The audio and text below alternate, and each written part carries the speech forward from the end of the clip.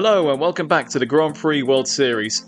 My name is Topher Smith and today we head to Aruba for the Caribbean Grand Prix. It is round 2 of the championship. Still early days, still a lot to fight for. Before we get started, let's have a quick reminder of how our championship standings will look, as ever starting off with League 2.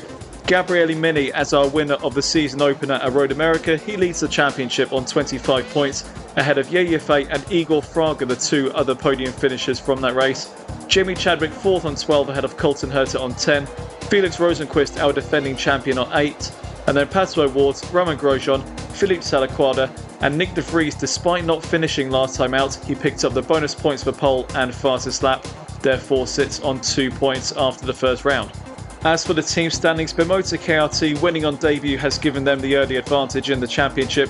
25 points for Lucy Bassendale's team, ahead of Ram Racing on 21, Prema on 18, Spiker on 14, Iron Dames on 12, 40 Quarter on 8, Zackspeed on 2, Toyota Auto on 2 and Opel on a single point after Mitch Evans finished 10th last time out.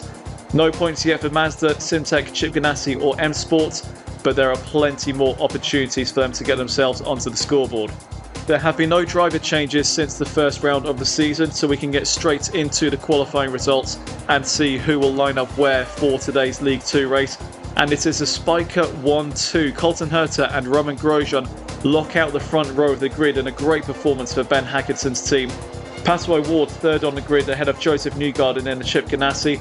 Dan Ticktum, he had a chance to win in Road America before retiring out of the lead 4 laps from the finish. He will start 5th today, ahead of Ryo Hirakawa.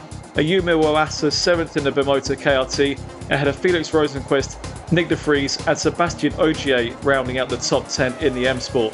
Mick Schumacher will start 11th in the Prema, ahead of Mitch Evans in the Opel. Yeyefe 2nd in the championship, 13th on the grid today in the second Prema. Dorian Pan 14th in the Iron Dames, ahead of Leonardo Fornaroli. Earl Bamber 16th, ahead of our championship leader Gabriele Mini. But bear in mind, P17 is where Mini won the race from last time out. Luke Browning 18th in the Simtek, ahead of the two Mazdas of Scott McLaughlin and Sho Suboi. But Scott McLaughlin, despite qualifying 19th, will start 24th with a 5-place grid drop. And at the back, Antonio Giovinazzi, Jamie Chadwick, Igor Fraga, Nick Cassidy, Steph Dusseldorp and Philippe Salaquada, the two Zackspeeds, propping up the field in 25th and 26th places. So Road America was a fantastic way to open the season. The track here in Aruba being a very different circuit with new challenges and different setups applied. Who will fare the best? Who will come away with the win in this second round of the season? Let's waste no more time in finding out. Let's head over to Tom Cairns in the commentary box, ready and waiting to get today underway. So Tom, let's hand it over to you. Here we are in exotic Aruba in the Caribbean. Will it be a day to remember for Colton Herta or Romain Grosjean as Spiker line up at the front for the first time in only their second Grand Prix Series race? Lights are on. Lights off, it goes. A good getaway from Colton Herta, the same for Romain Grosjean. But looking at Ryo Hirakawa, who's leapt up into 3rd position briefly before Felix Rosenqvist has snuck up the inside in the 40 to move into 3rd place. So a great start from Felix Rosenqvist from 8th on the grid, has made his way up into 3rd place. There's contact over at the second braking zone of the lap. Don't know whose front wing it's gone. It's Ryo Hirakawa. Front wing gone on the Toyota. And he's run into Felix Rosenqvist at the right-hander. And he was very lucky not to take out the reigning Grand Prix World Series champion. So it'll be a long race here for Ryo Hirakawa. Toyota were very strong. Although I say that, Hirakawa's just been nudged off the circuit by one of the Rams. That would have been Pato Ward. De Vries got ahead of Hirakawa. And then Hirakawa just came back on the racing line, knowing that he wasn't going to make the corner, considering that the front wing had already gone. I don't think the stewards will take any action on that particular one, but I'm interested to see what they make of the one involving Hirakawa and Rosenqvist.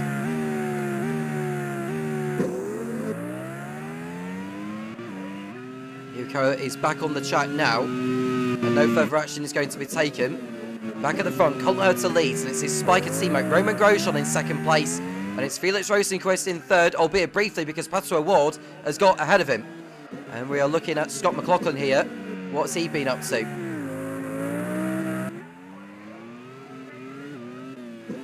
Has he run into someone here? Or has he picked up an issue? I wonder if he's picked up an issue. There's actually contact between him and his Mazda teammate, Sho Suboy.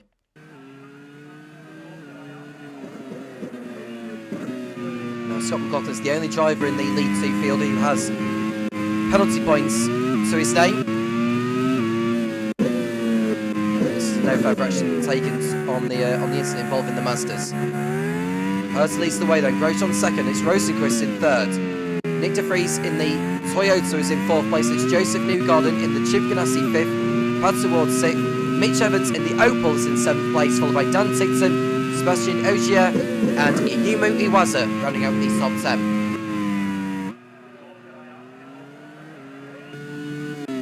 There we see a potential move here. That's Grosjean on the inside of Hertha. And that's a great pass there from the Frenchman to make his way through into the lead at turn number 2.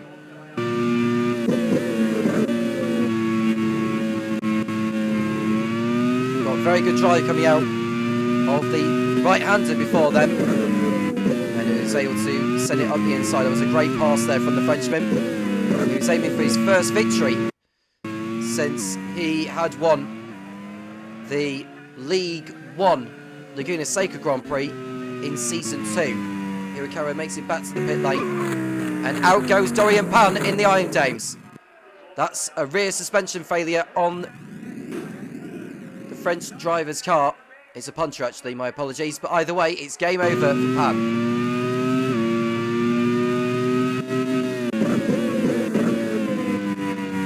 P11 last time out at Road America, but she's only got as far as the second lap here in Aruba.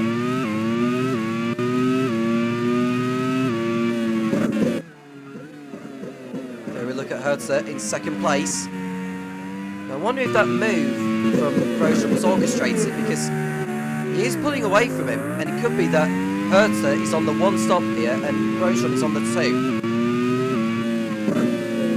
It will become apparent later.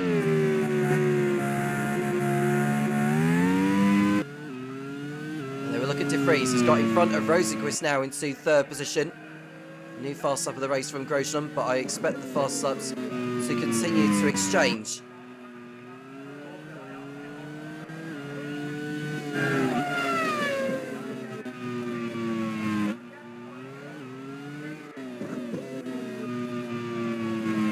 Joseph Newgarden running in fifth place for Chip Ganassi.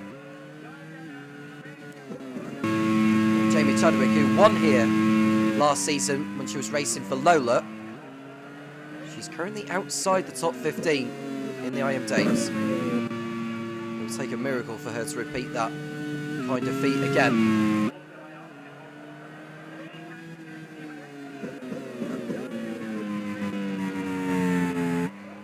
Lap number 3. Grosjean's margin over Hertz has stretched to 1.7 seconds. You can see Hertha hold up Nick de Vries here. De Vries will want to get by Hertha, because if he's doing a similar strategy to what Grosjean is doing, he will not want to be held up behind the American.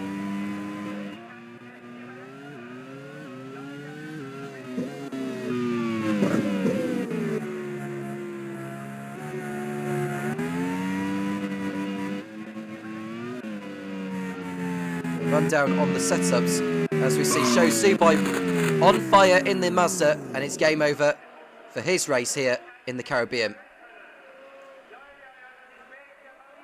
So the drivers, or the teams rather, with their setups for this round. 40 have gone for neutral, Zach Speed neutral as well, Mazda mid downforce, Chip Ganassi, Iron Danes and Toyota neutral, Ram mid downforce, Prema neutral, and Ayumu Iwaza is pulling out in the Bimota. That's a shame after the team came out on top. There's actually another car pulling off on the far side. Don't tell me that's the other one. It is! Gabriele Mini, the race winner of last time out, is out! Both of the promoters are out at the same time! Gabriele Mini and Ayumu Iwaza are out of the race with separate issues. What a nightmare of a few seconds for team manager Lucy Bassendale.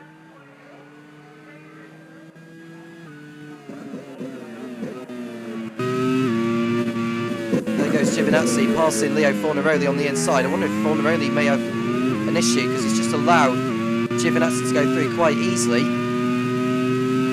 He's continuing to lose ground, so we'll get more on that in a moment. Back to what I was saying about the setups. Promo have gone for neutral, Simtek mid downforce, Opel maximum top speed, Promoter went for mid downforce, and Spiker and M-Sport have gone for maximum downforce, and Jamie Chadwick is about to complete Jake Sunson's Iron Dames' team's day with an engine failure. Or is that someone else up ahead? Or it's Leo Fornaroli. Leo Fornaroli's also got an engine failure. Now I thought Chadwick had an engine failure as well, but it's the M-Sport that he's running into issues. Unless Chadwick has also got... I think Chadwick is also on fire now, yeah. So both Fornaroli and Chadwick are going to be out of the race, and we're only on lap number 5.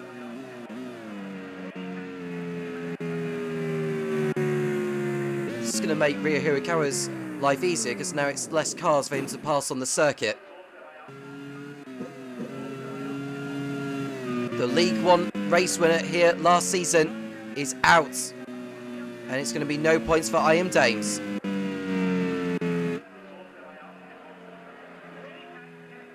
So we've lost Chadwick, Fornaroli, Mini, Iwaza, Suboi.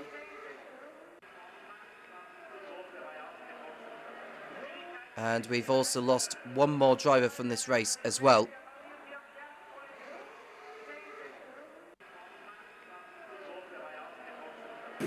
We'll get more on that in a moment, but it's game over for Jamie Chadwick.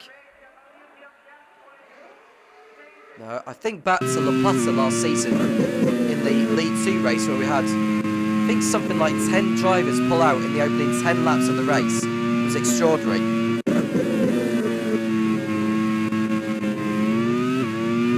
Two Spikers continue to lead, but Groton's margin over Herta has increased now to 4.4 seconds.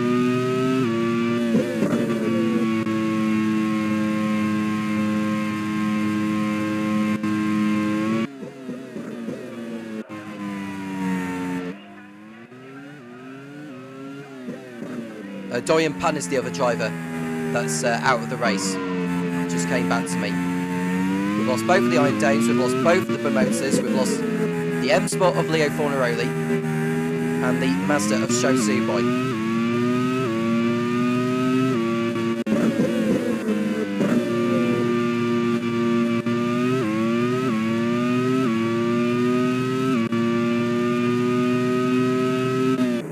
Cars are left in the race, and Cassie is off the circuit in the Opel.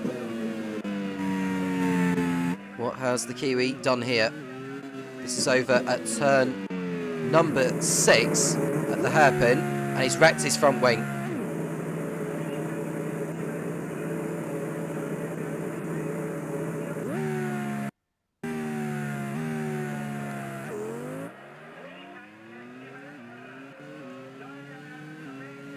An early trip to the pit lane for Cassidy. His teammate Mitch Evans is higher up the order in 7th place, and there is Steph Dusseldorp, who's wanting to continue his start to the season. Looking at how he did in the first race, he made it to 12th position. Whereas his teammate Philip Salaquada got as high as 9th.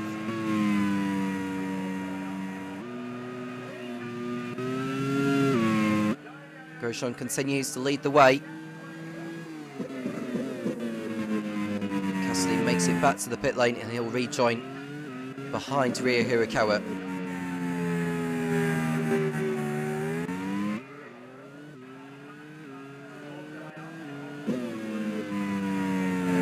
Evans, who's holding up a queue of cars. He's got Dan Tickton right behind him in the Simter. They've got the 2 Premiers of Mick Schumacher and Yiifi. El Bamba is behind as well in 11th place, and you've also got Luke Browning in the 2nd Simtech.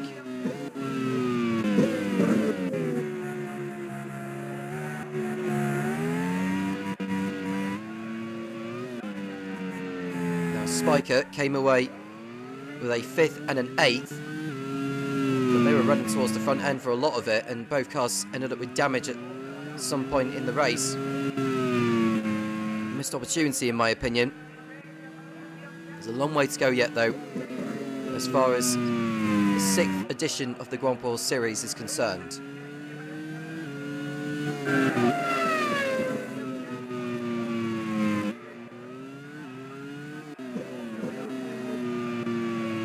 There we look at Herta, who's got De Vries on his tail. Coming out of turn number 3. Right on board with the Dutchman.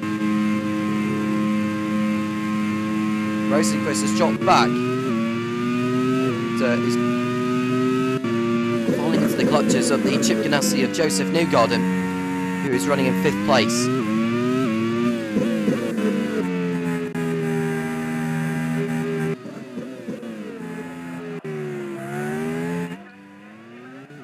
Bumba running in P11 ahead of Luke Browning. We've got Sebastian Ogier and Antonio Giovinazzi in 13th and 14th places respectively. And it is Scott McLaughlin, who came into this with 4 penalty points to his name. He's the only driver in the League 2 field to have penalty points. Just to remind you that an accumulation of 12 penalty points within a inverted commas calendar year will result in a 1 race ban.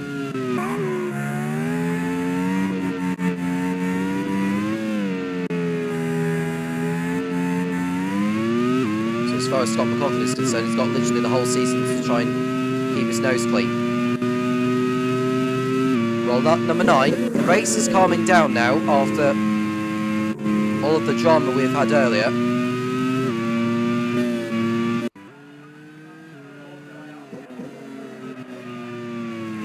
Freeze in 3rd position still in the Toyota. Ryo Hirakawa is down at the back in 19th. And there goes O'Ward on Newgarden at turn number 5, and that is the Mexican through past the American. Mick Schumacher's dropping down the order now. He's lost 2 positions, I think, to El Bamba and Luke Browning. And there is the reason. Fire for the German. And one of the Premers are out of the race. Not good news for team manager Alex Johnston.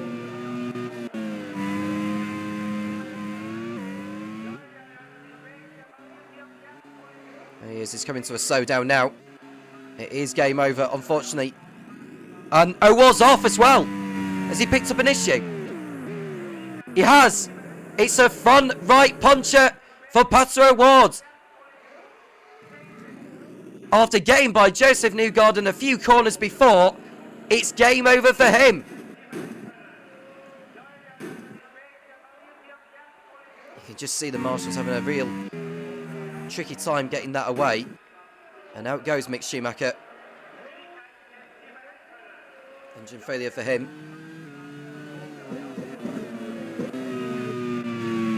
And there we see Ryo Hirakawa, who's run about 25 seconds behind the next driver he'll want to be passing. That is Igor Fraga, but at least he moves up a couple of positions at the expense of O'Ward and Schumacher. Grosjean leads the way still, over 8 seconds clear. Phenomenal effort by the former Haas and Lotus Formula 1 driver.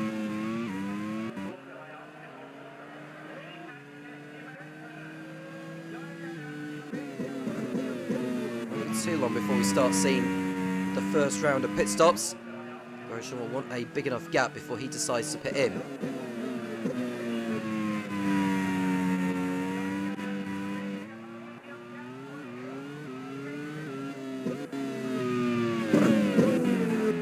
There we see Herta and De Vries nose to tail. Luke Browning is locked up over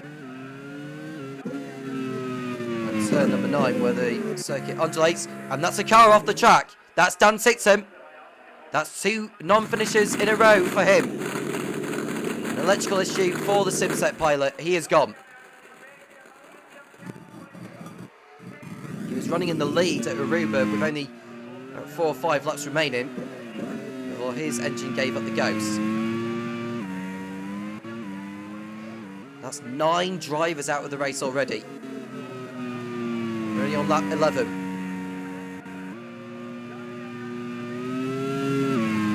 And the margin between Grosjean and Herta has increased to 9 seconds.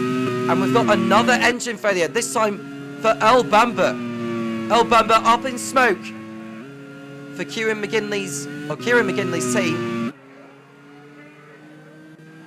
He's about to be passed by the whole field. There goes the M Sport and the 40. Almost looking like those 2 liveries there. It's going to be no points this time around for El Bamba, just as it was in Road America. Casualty number 10 from this race.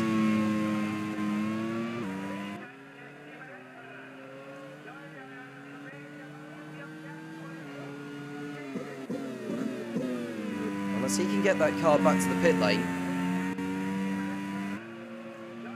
it'll be curtains for him here. His teammate Joseph Newgarden still running in 5th place. He's well clear of Mitch Evans, who's holding the field up behind him.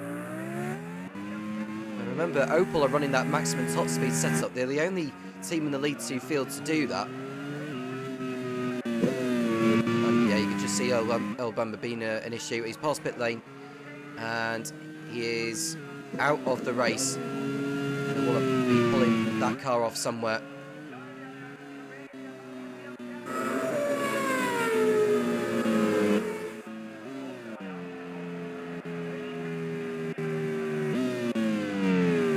Out goes Bamba.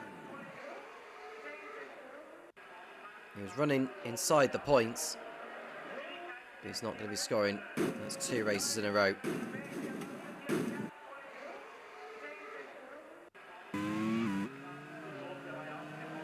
Antonio Giovinazzi has passed Sebastian Ogier for 9th position.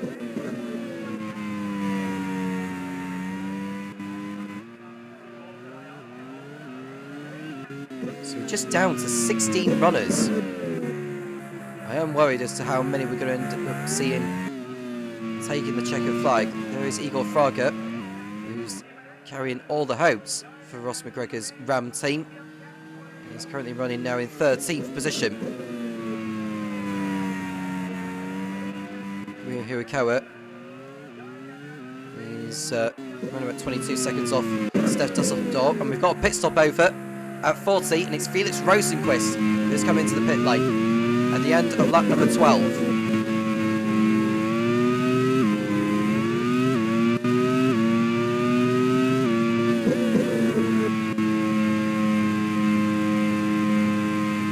Rosenqvist is going to have all the clear track ahead of him when he comes back out. He's behind Steph Dusseldorp in 14th.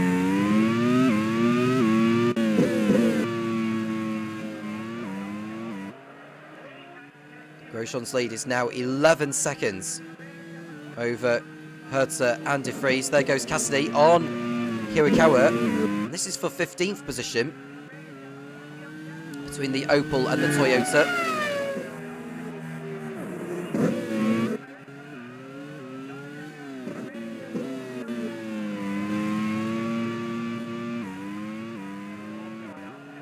Up the hill they come. Look at Hirakawa and Evans.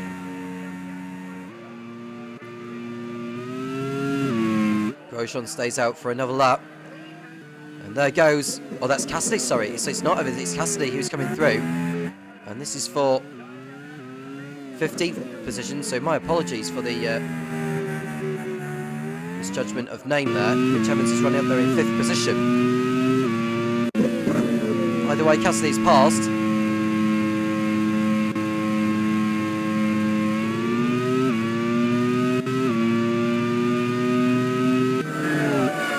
Goes Yiffy on the Opel of Mitch Evans this time, and the Chinese driver is passed into 5th place. How long will it be before Luke Browning gets by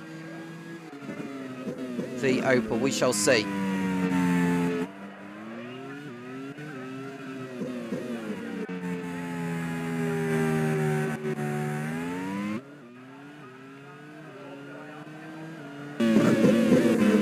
on board with Hertha, who has got De Vries for company as they come out of turn number 7.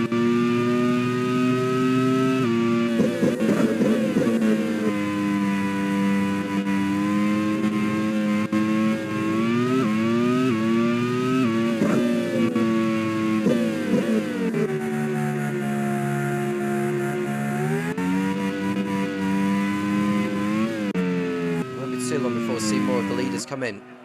I am worried as to whether Rosenqvist had pitted in prematurely. I do know the fact that we've got less cars in the race now compared to how we anticipated, but was that a premature first pit stop for Rosenqvist?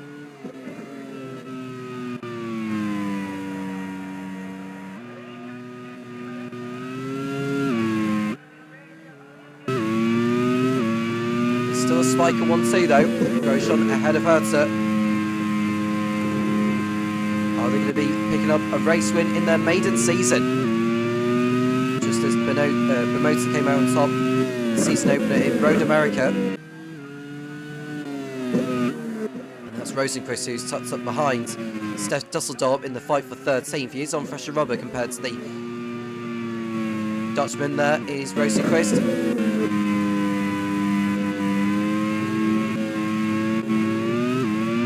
Away to Grosjean. I want to see what's going on involving Dusseldorp and Rosenqvist and whether Rosenqvist is able to get by him. He should do. He's within a 10th, around about a 10th behind him.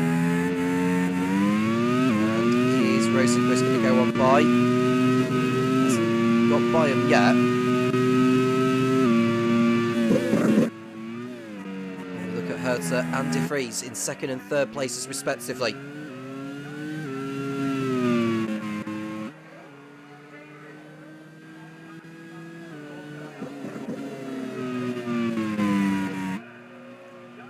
De Vries is Joseph Newgarden in 4th, Yiffy 5th. We've got Mitch Evans, Luke Browning, Antonio Giovinazzi, Sebastian Ogier, and Scott McLaughlin.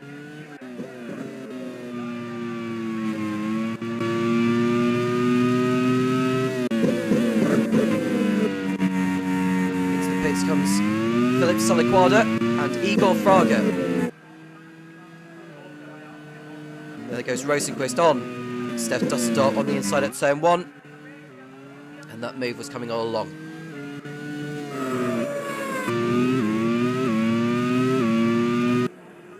And off goes Rosenqvist! And he runs into the sack speed as he rejoins.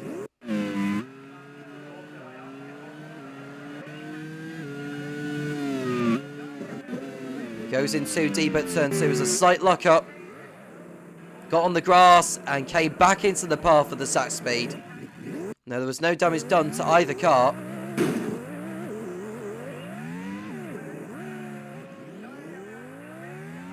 What will the stewards say on that one? Might be a 5-second time penalty for Rosenqvist for the unsafe rejoin. We'll see what the stewards say.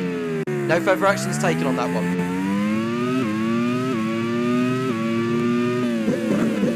And into the pit lane comes Romain Grosjean, who still had 4 seconds left on his fuel gauge. 4 laps, I should say, left on his fuel gauge. And that'll hand the lead over to his teammate, Colin Hertha. So we see Nick Cassidy getting through on Igor Fraga for position.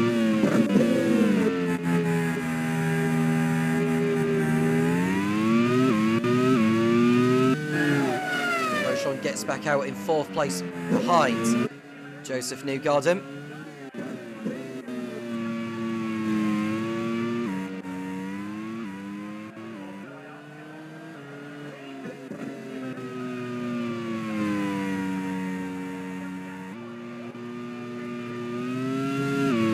The 3rd waypoint in this one. There is Newgarden. He will shortly be having Grosjean in his tail. Grosjean is around about another 3 seconds back.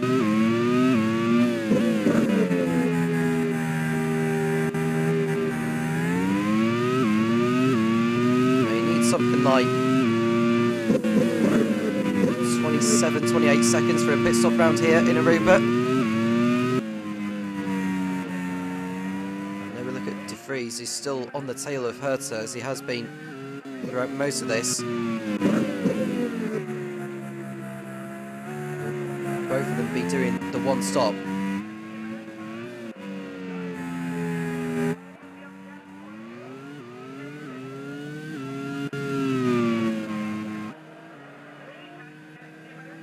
So it's lap 18.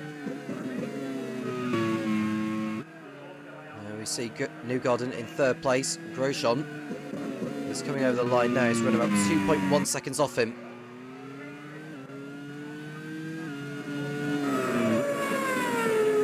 And into the pit lane comes Luke Browning, and the same for Antonio Giovinazzi and Scott McLaughlin. All three of them are in.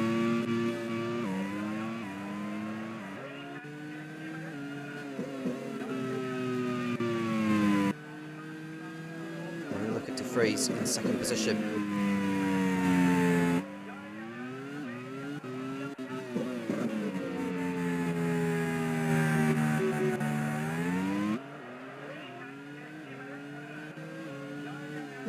Nick Cassidy is going in for his second pit stop. It's his first scheduled one.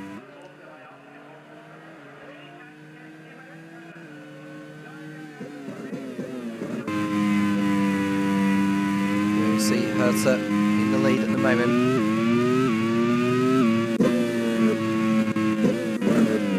Now, if they're going to make the one-stop strategy as they were, they need to try and go to around about half-race distance, so we're talking about 26 or 27. There's quite a bit to go. Grosjean right on the tail of Newgarden.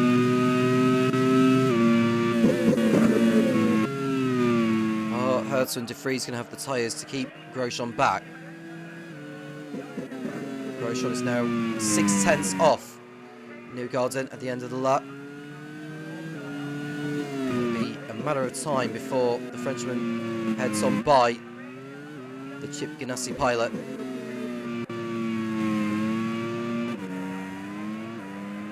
There we see Antonio Giovinazzi at the back in P11 after his pit stop.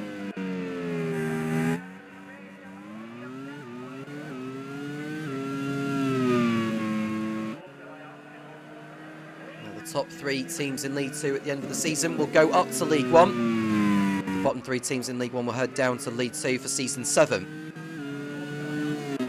In terms of where the Grand Prix Series will be going to this season, we've been to Road America already. Today is Aruba. Then it's off to Curitiba in Brazil, Patrono de los Funes in Argentina for round 4. Then the Grand Prix of the Americas will be held in Sebring for round number 5. We then head off to Europe, to Dijon-Bourgogne in France, followed by Ricardo Tormo in Spain. Then it's off to Morocco in Marrakesh for round number 8. We then head to the UK at Donington, Hockenheim, Germany, and the stop in Sweden. And then the Grand Prix of Europe in Mugello will be the last European round of the season. Nick De Vries makes his way into the pit lane from second place, and Joseph Newgarden comes in from third place. Also in for Prema. Run down on the rest of the calendar. Hanoi in Vietnam for round number 13. Sepang in Malaysia. Buriram in Thailand. The Grand Prix of Asia will be held in Motegi. We go to Phillip Island, Australia. And the final championship round of the season will be held in Manawatu, New Zealand. And there is also the Macau Grand Prix, a non-championship race involving the highest 13 teams across the two leagues.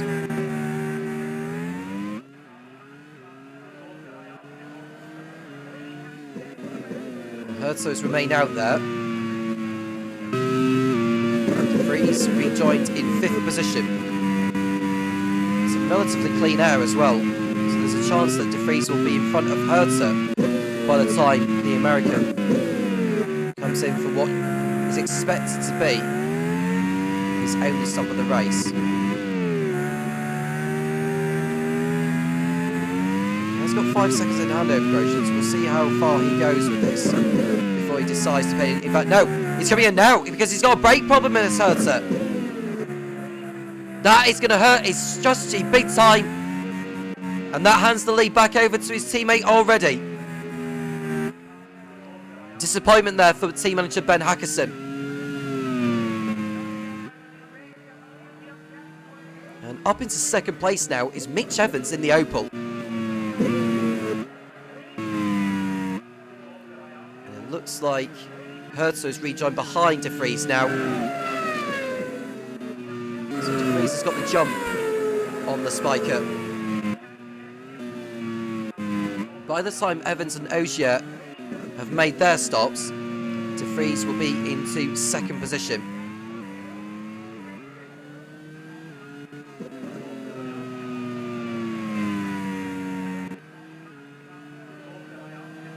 There we see Sebastian Ogier driving what is his best race so far in the Grand Prix Series career of him.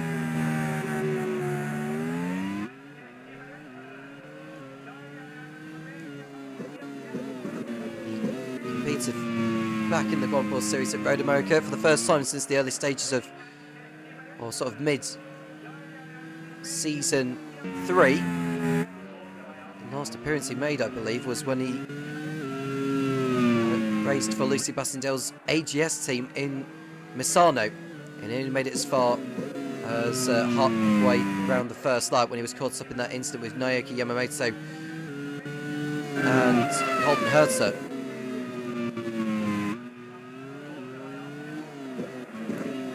He has yet to score. Well, he has got 4 championship points to his name. He'll want to get a whole lot more. He's got De Vries on his tail now, though. Almost. And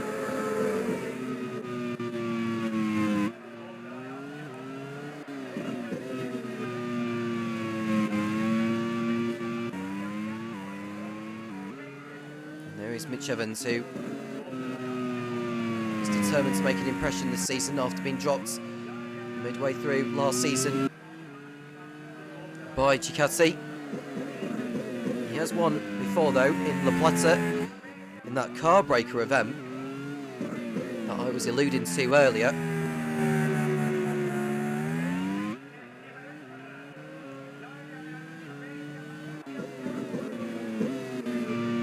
It's been over 10 laps now since our last retirement from this race, so the race has calmed down. We are seeing more battles.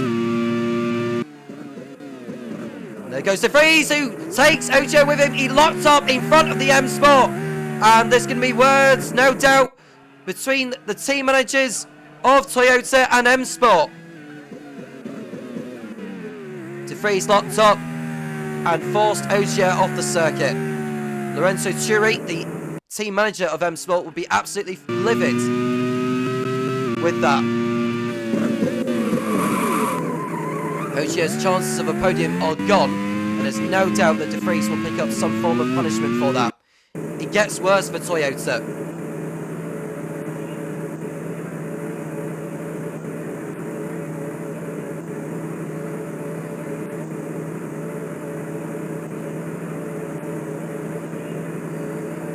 Ogier is just having to wait for the traffic to go on by before he can rejoin. He's down to 13th position. His teammate Leo Fornaroli is already out of the race, so M Sport will have to chase for their first points. And the punishment for De Vries is a 10-second time penalty, a 5-place grid penalty for the next race in Curitiba, and 3 penalty points on his licence.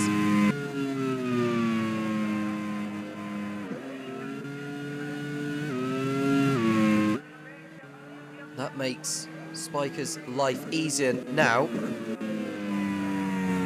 De Vries is on the tail of the Opel of Mitch Evans. And another lock-up from De Vries.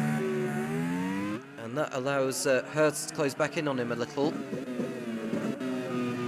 have to say, Mitch Evans has driven a beautiful race so far, considering the maximum top speed setup that Topher Smith's team have gone for. Mitch Evans started the race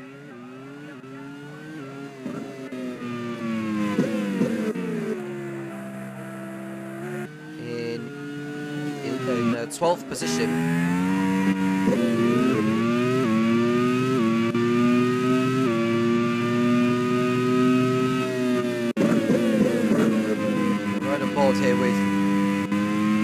bam, and out goes Nick Cassidy in the Opal.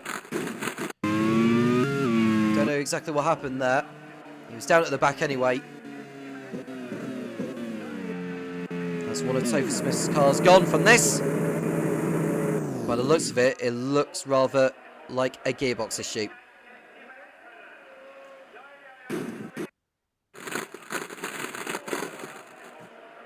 And that is Cassidy's race over on his 23rd lap. So we are just down to 15 runners. Now Roman Grosjean has the point for the fast lap, and Ogier, after that collision he had with De Vries, is also out of the race. And for the second race in a row, M Sport are not going to see either of their cars making it to the checker flag. A terrible shame for Lorenzo Churi, and it's a loose wheel on the rear left.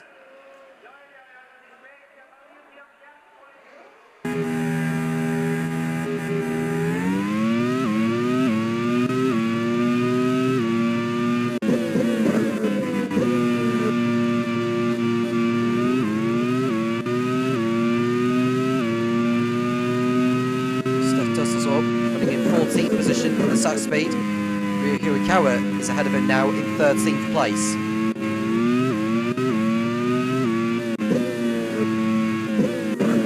We're not even at half race distance, and goodness knows how many more are going to drop out of this. Now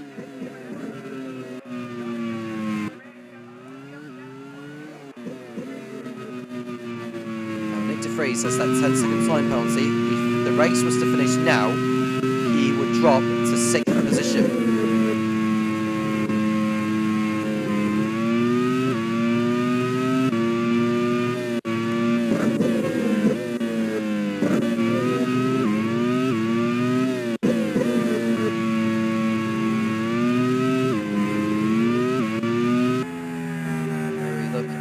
Grosjean in the spiker, carrying on his way. What could be his 3rd Grand Prix Series win. The lockup from Felix Rosenquist just in front of Luke Browning. Ryu Hirakawa is in for his first scheduled stop, and it should be the last one he does for this one.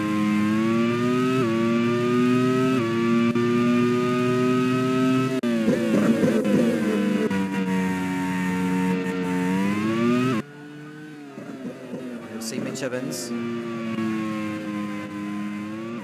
with Colton Hertzer behind him. I think De Vries has got in front of Evans since we last spoke.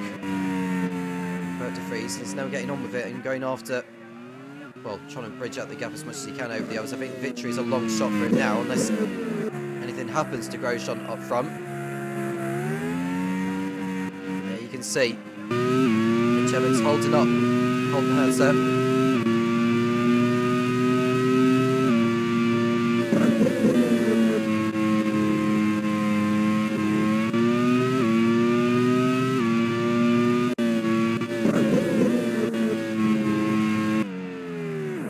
And there we see Hirakawa locking up, avoiding the grass.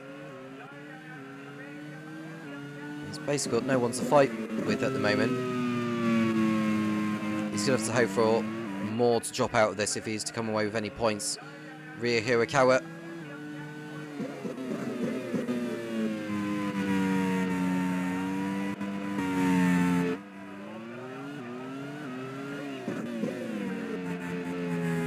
Our Toyota's going to be celebrating their first podium.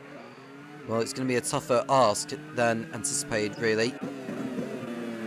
De Vries started this race from 9th on the grid compared to what we saw when he qualified on pole and set the fastest lap in Road America before retiring.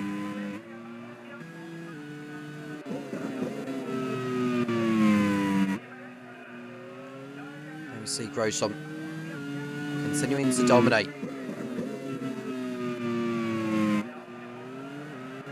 Ben Hackerson has only been around in the Grand Prix Series since the back end of Season 5 when he was the Simtech boss. Switched to Spiker, their first season in this championship.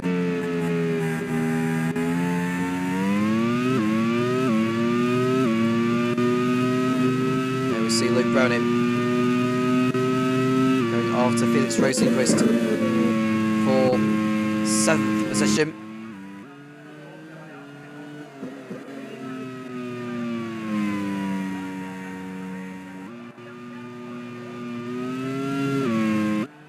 And Hertz is still stuck behind Mitch Evans. And this is ruining Hertz's race.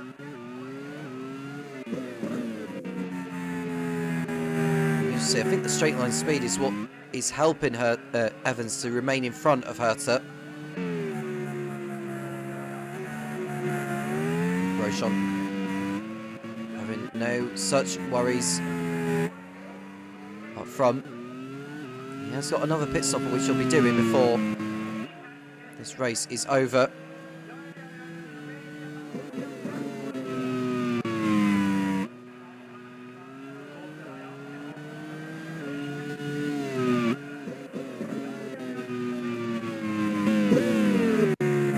Evans, Hertha, Newgarden, and Giuffre right on the gearbox of him.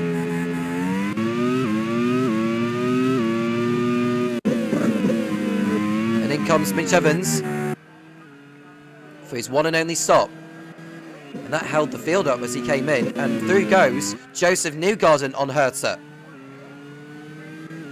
Rosenqvist is also in for 40.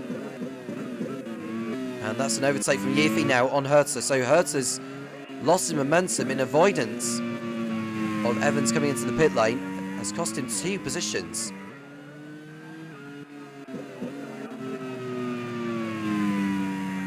Now we saw the amount of fuel that Hertha came in with when he had that brake issue. So I just wonder if he's going to be pitting in again before this race is over. Rosenqvist is going in front of Steph Dusseldorp in 12th position. Mitch Evans in 11th place.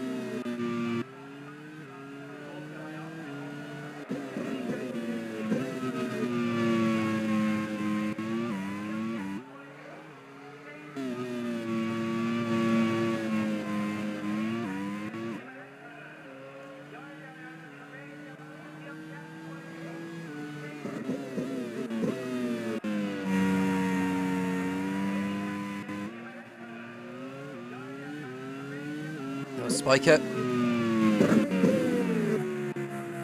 Plenty of reasons to be happy about with how their race is going so far. Grosjean in the lead and Hertha in 5th position. We know that Promoter aren't going to be scoring today, so the chances of someone else taking over leadership is pretty much certain.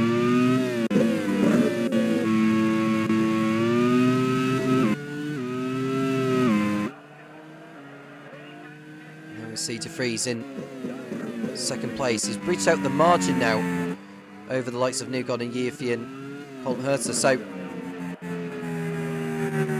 as it stands, he'll keep hold of his 2nd place.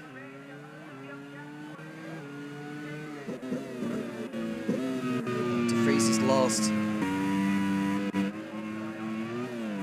podium position. Go.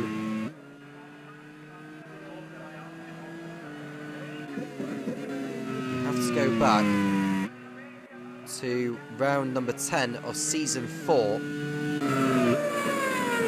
which was Pärnu, Estonia, when he was last on the podium.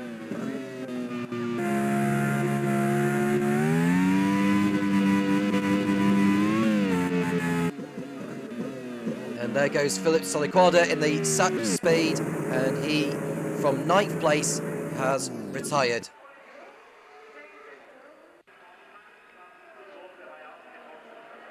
It's a terrible shame because he was running well again.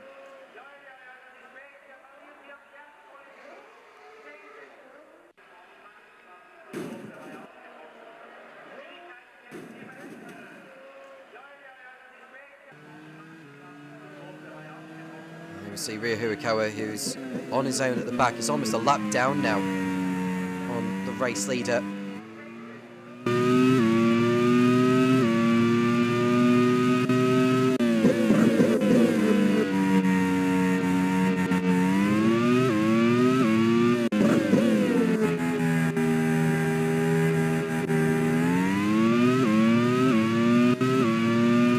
Grosjean. Already mentioned he had won for Manor in Season 2 at Laguna Seca, and he also won earlier on in the season for Pacific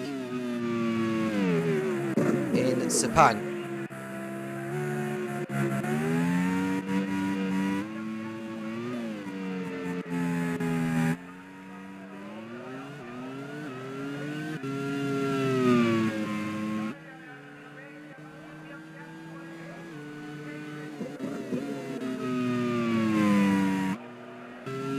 Grosjean, 39 years of age.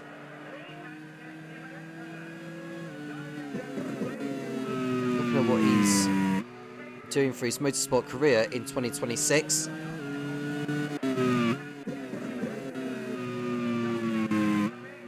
He'll be racing in the IMSA Sports Car Championship for the Myers Riley Motorsports squad. I think he's already done one race for them this campaign, and that was over at Daytona in that 24 hours event.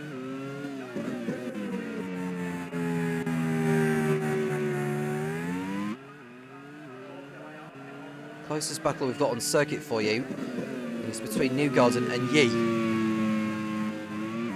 for third place. The gap is 1.1 seconds just under.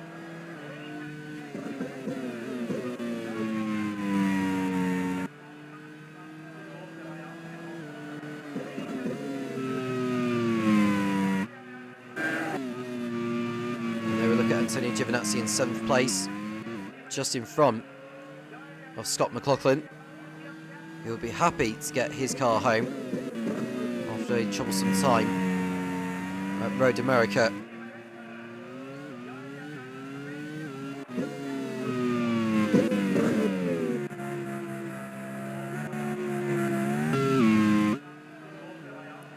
Now we look at Grosjean in the lead.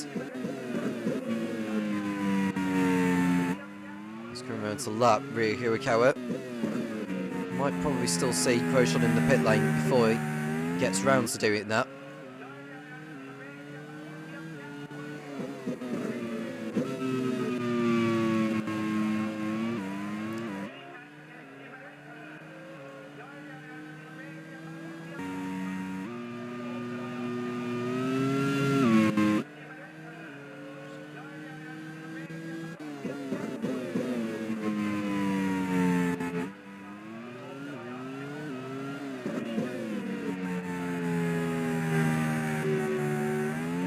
So coming around to the second round of pit stops involving those doing the 2 stops. Grosjean is expected to be in, De Vries is expected to be in, Newgarden and Yi are not. Well, Newgarden isn't anyway, but the gap between Grosjean and Newgarden is too big.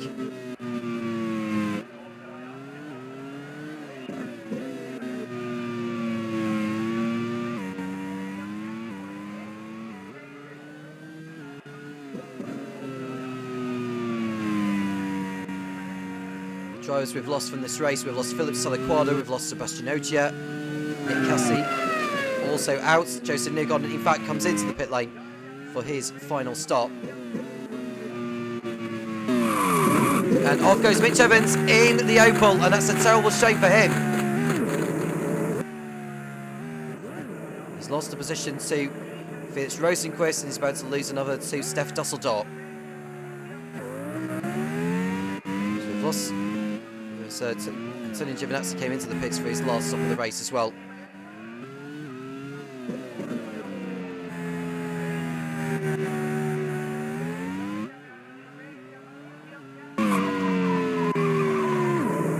There we see Igor Fargo locking up.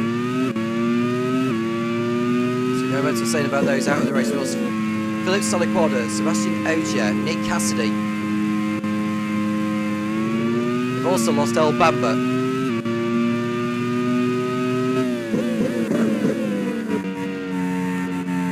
Schumacher, Pato Awards.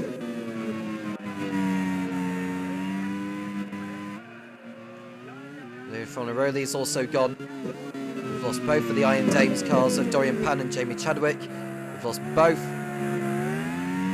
of the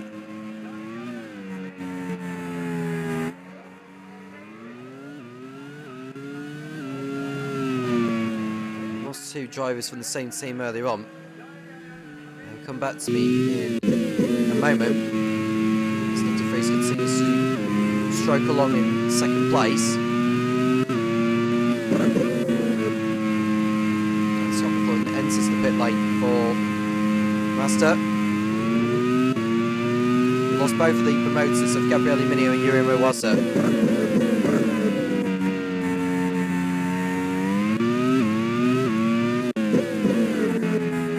Suboy were lost in the Mazda as well.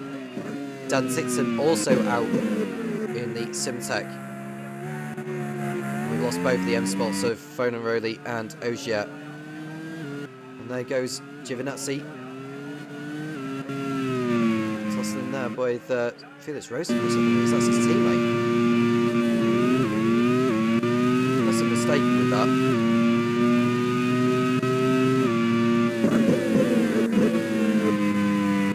Close now between Giovinazzi, McLaughlin, Dusseldorf and Evans.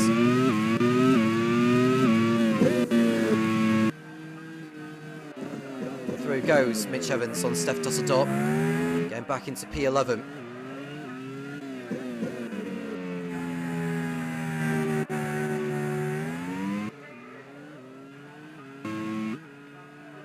And we look at Yiafi in the Premier in third place.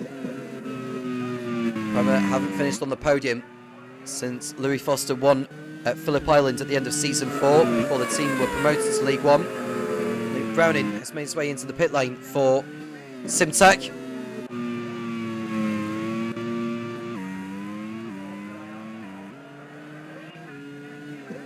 Igor Fraga is also in for Ram.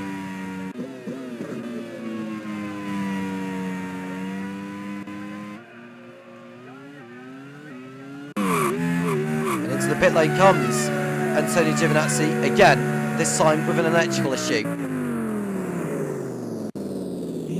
His chances of points are dashed.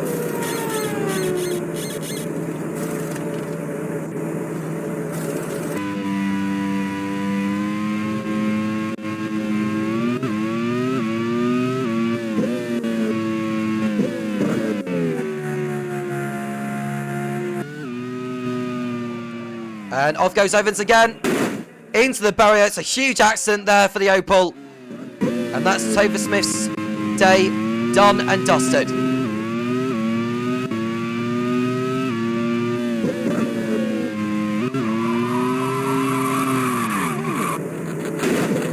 That's a big accident there for Evans, unfortunately. So no points, unfortunately, for the Opel team.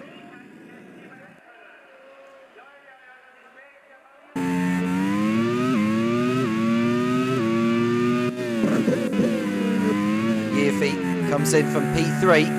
That promotes Colton Hertzer back up into the podium places. De Vries' margin over the American is 17 seconds, which is more than enough for him to keep hold of his second position once his time penalty is applied. Roman Grosjean has just lapped Ryo Hirakawa. He's still due in for his last stop from the lead.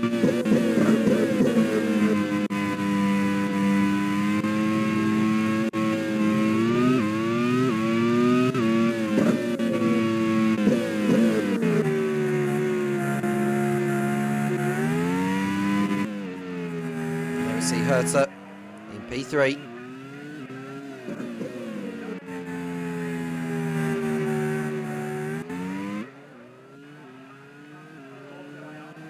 Chasing after De Vries.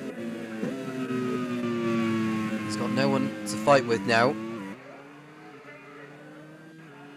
All you can hope for is anything happening to De Vries or Grosjean if he's to come away with his first Grand Prix Series win.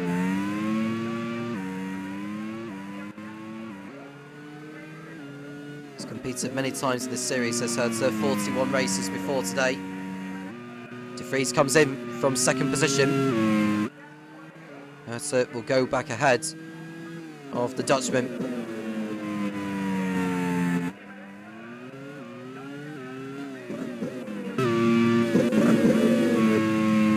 Hertzer should go to the end from here, but he's going to find it very, very hard to keep De Vries back. 17 laps on an older set compared to De Vries, who is out on brand spanking new. We'll see the updated gap once we go through the first sector.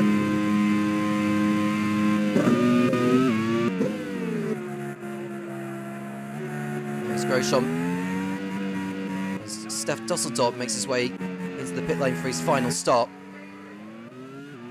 And here's Grosjean coming in for his last stop now. The answer is yes.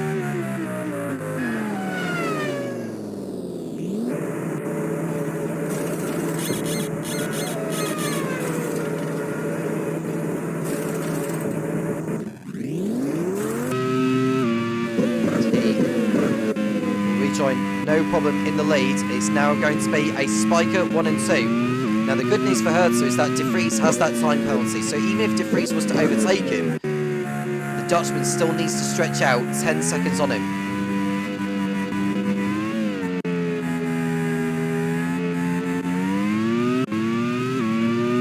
The gap is 5.3 between the pair of them. Over the line goes Hertz. De Vries is now just under 5 seconds off him. 16 laps remaining. Just 12 drivers left in the race. Steph Dusseldorp has rejoined in last position in P12.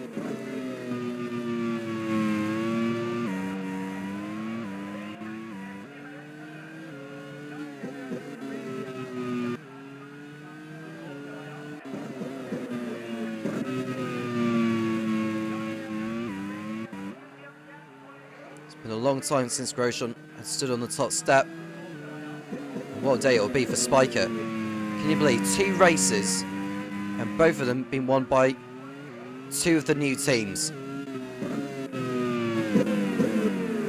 It was Bimota in Road America, potentially Spiker here in Aruba, and through goes Browning on Rosenquist, who locks up. And that's Browning through into P6 ahead of the 40.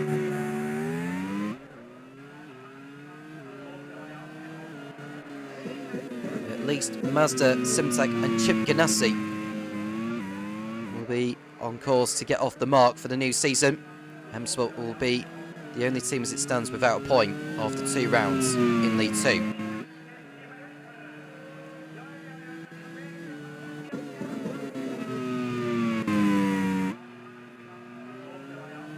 Ryo Hirakawa is now back into the points for the first time since he had to pit in for a new front wing on lap 1.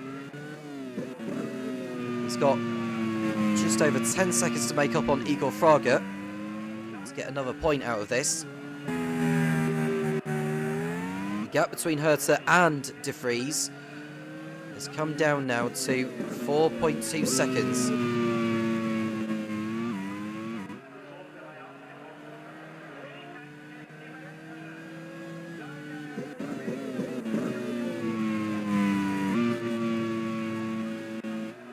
Oh, and Grosjean spins! First mistake of the race from him, but he's got a big enough margin to rejoin and not lose it.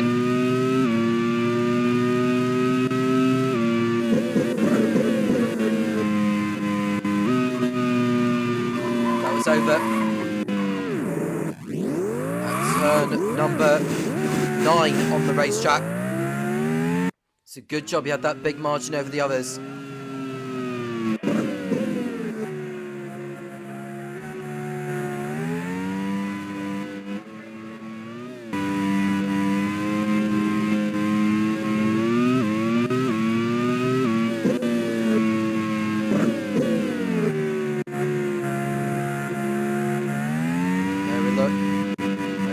In second position.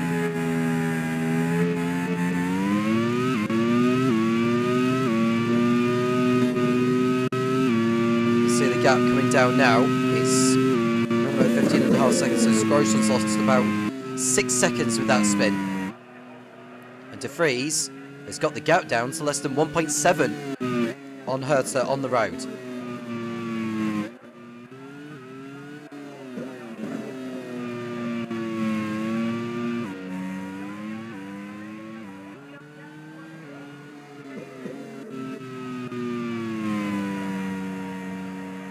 Coming out of turn number 4, and the gap is just under a second.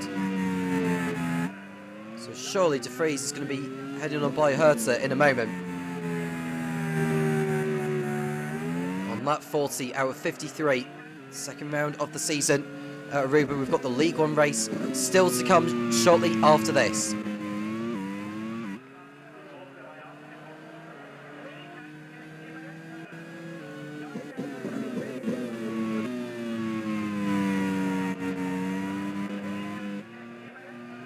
There is De Vries behind Herta. Will he go on by him at the start of the next? So the gap is around about half a second now. So surely De Vries is going to head on by into second position on the road. Out of the last corner they come. Just reminding on the setups involving Spiker and Toyota. Toyota are running a neutral setup. Spiker are using a maximum downforce setup. And there goes De Vries on the inside of Herta at turn 2. And he's through into second place. Goes Nick De Vries. The next task for him is to build out that 10-second margin to keep hold of that position. And Toyota's first podium will very much be secure as well.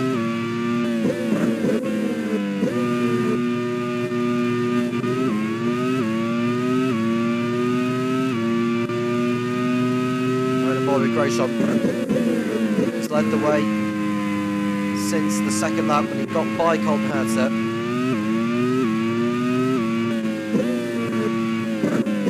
Spiker needed to have waited this long for a race win. LaRousse won on debut in season 2. And the same obviously for promoter this season at Road America. Andretti did the same when they won on debut at Hikara Pagua in season 4. And of course the very first race of the Grand Prix series at Kyalami, Arrows won at the expense of Yuri Kobayashi. There is Steph Dusseldorp continuing to lock up in the sack speed, the only one left in the race. Tony Giovinazzi is right on the tail of Ryo Hirakawa for the final point. And Joseph Newgarden is back in the pits with another issue. It's a loose wheel for the Chip Ganassi.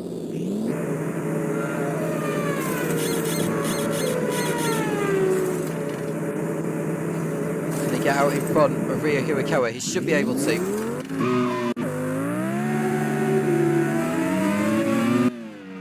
He's out in 9th position. He was running in 5th before he needed to come in.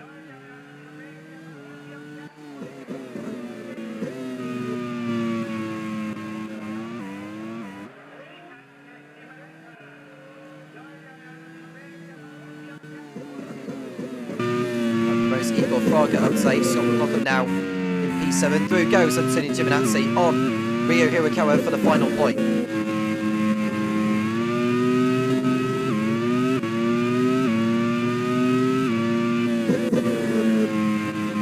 Expect Joseph Newgarden to get onto the rear of Igor Fraga rather shortly as well. This is going to be a potential battle for 8th position, brewing not too far away.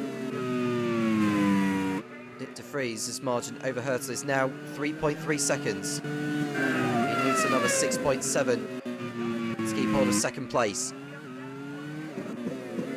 We never know what could happen to Grosjean up ahead.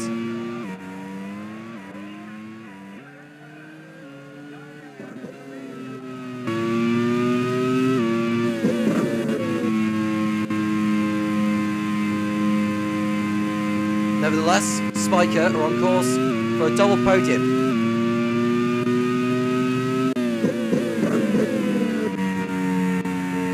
The way things are going this one, they'll be leading the Lead 2 Teams Championship.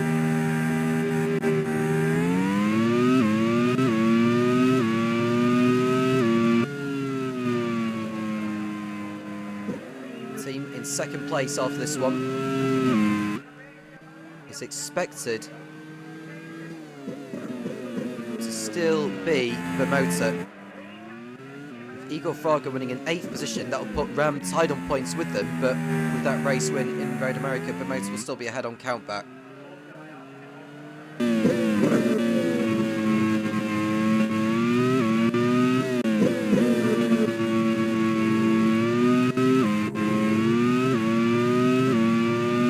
On lap 44, Grosjean is 10 laps away from his 3rd Grand Prix Series win. He won for Pacific, he won for Manor. Is he about to achieve the same feat here for Spiker?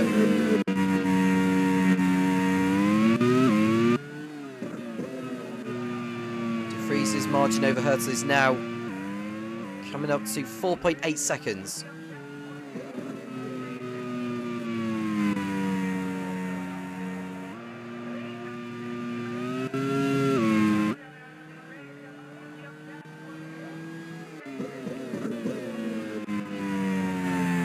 Seconds between Fraga and Newgarden. Newgarden is getting the gap down all the time. Colton Herta's 3rd place is not quite secure yet either. You just saw in the background through turn 5 that Yi Ifei is closing in on him. The gap is 7 seconds.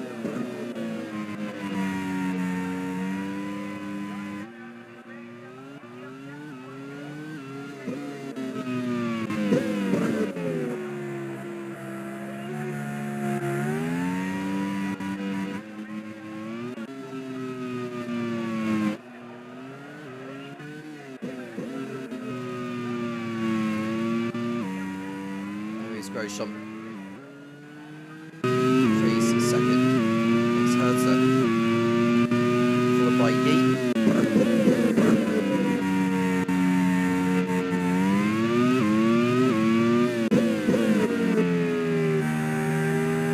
Go between Herta and Yi. 6.7 seconds just under. With 9 laps remaining.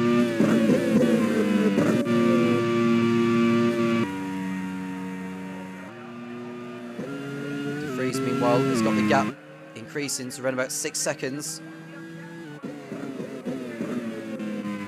he keeps going at the rate he's doing, he is sure to be finishing in 2nd place. The only thing I would say, though, is that Yi Ifei's getting the gap down on Herta all the time. So even though if Yi gets by Herta, Yi could still end up finishing 2nd. Gets the gap down to underneath 10 seconds. At the moment, the gap between De Vries and Yi is something like 12.5 seconds. It's 12.7 via my calculations.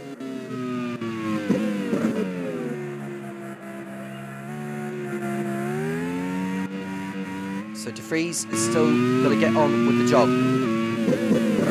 In fact, he won't now because he's got a loose wheel.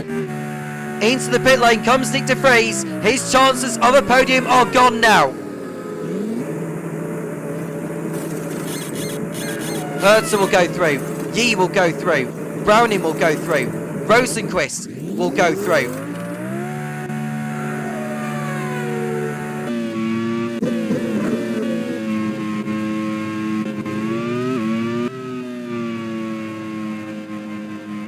De Vries might just have got out in front of Rosenqvist actually in 5th place. But he still has that 10-second time penalty to serve at the end of the race. Rosenqvist has passed him now, so things get worse for Mike Gillespie's team. Hirakawa already out of the points, and De Vries has run into trouble again. So Hertz can breathe a sigh of relief.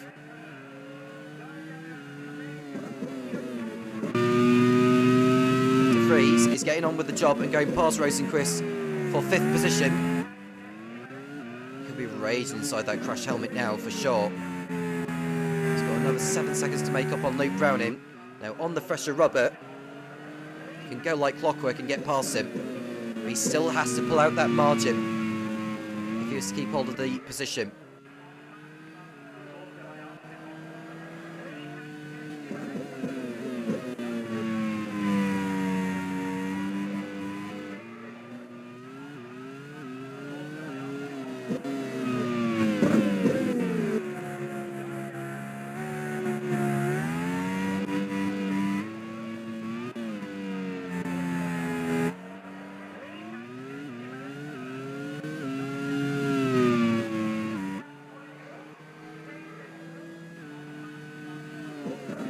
Mercedes.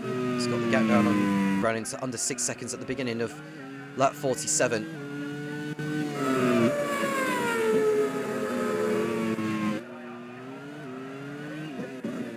There's a chance he'll keep hold of 5th place. I think 4th is a tall order. Grosjean's lead is over half a minute now on Herta. The gap between Herta and Yi has come down to 4.3. I think Herta will be alright from here on in because the rate of which Yi is getting the gap down on Herta is not as much as it needs to be.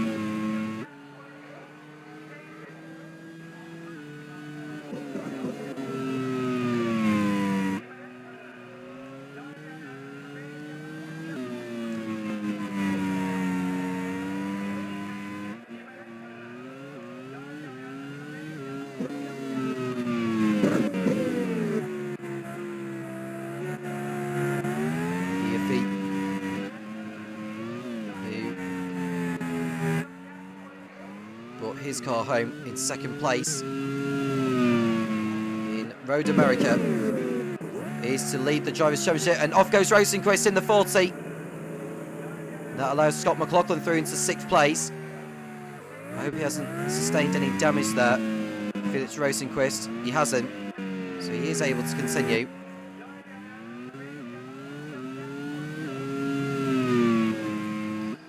The way things are going, Grosjean, who's got the point for the fastest lap and the race win coming his way. 25 points coming for the race win. He'll move on to 30 points. Herta, by finishing 2nd, will be on 28. And Yiafi, by finishing in 3rd place, will be moving on to 30 as well. But of course, Grosjean's win would move him into the lead. So it's very, very close after the first 2 rounds of the season.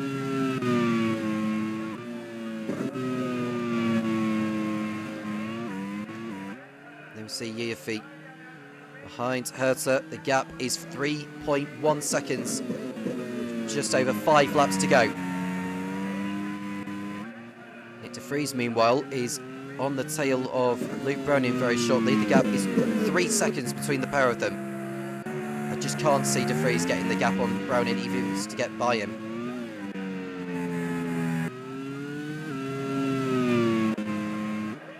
But there is Herta.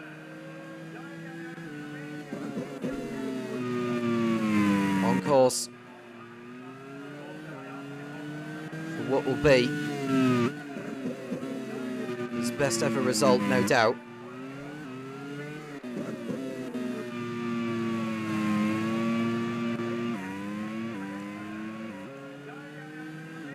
He already achieved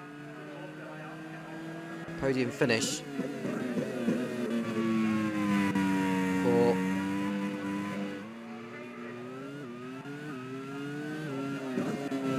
podium in season 4 as far as I can remember when it comes to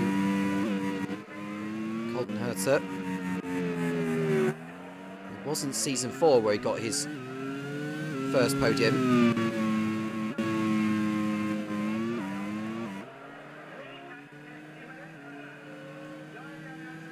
It wasn't season 5.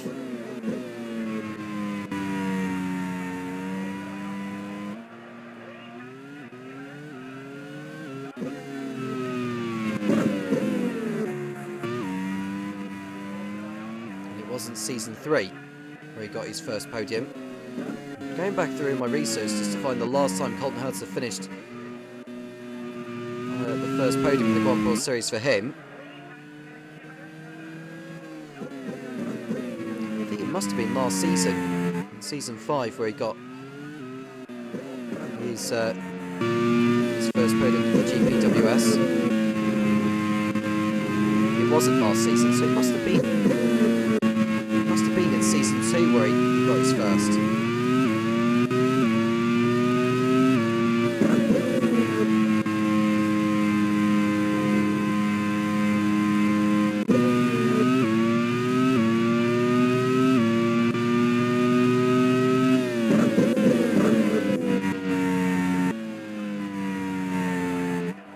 Well, Colton Herta didn't make his debut in the Grand Prix Series until season 3, so this will in fact be his first podium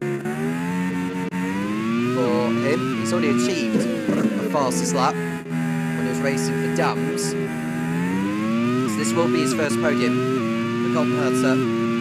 Yiafi, though, he's now got the gap down to less than 1.5 seconds. Nick de Vries has overtaken Luke Browning for 4th place on the road, but he has to pull out a 10-second margin if he was to keep hold of that position.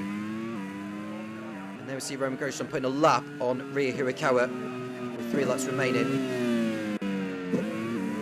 It's been another race to forget for Hirakawa, has to be said.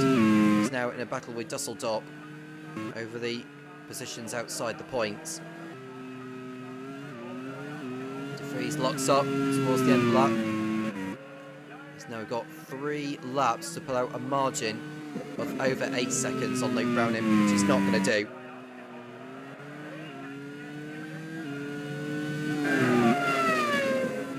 Joseph Newgarden has already got by Igor Fraga for 8th place. He's now within 2 seconds of Felix Rosenqvist.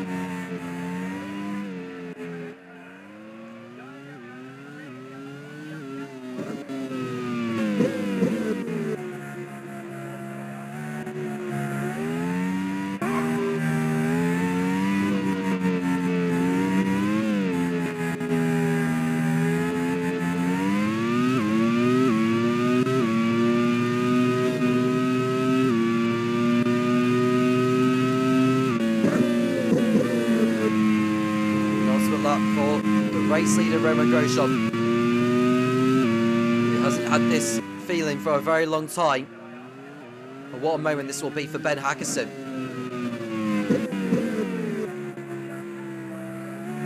And there we see Herter, who's got Yiafi, who's less than 7 tenths behind him in the 2nd sector.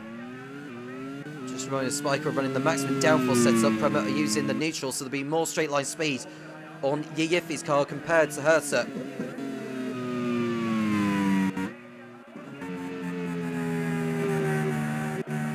There is Grosjean. Not far away from victory now. We want to see the battle for 2nd place between Herter and Yi.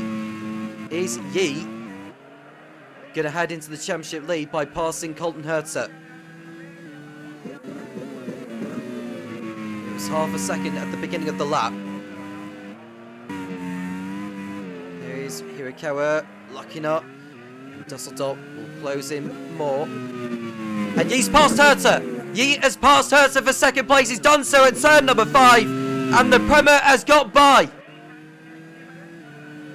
On lap 52, the penultimate lap of the race. And the Chinese driver is through into 2nd place.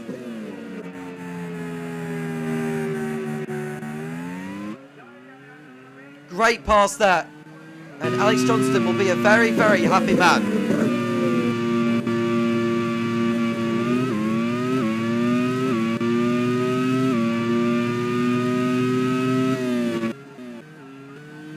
There we look at Roman Grosjean, who's on his final lap of the race now.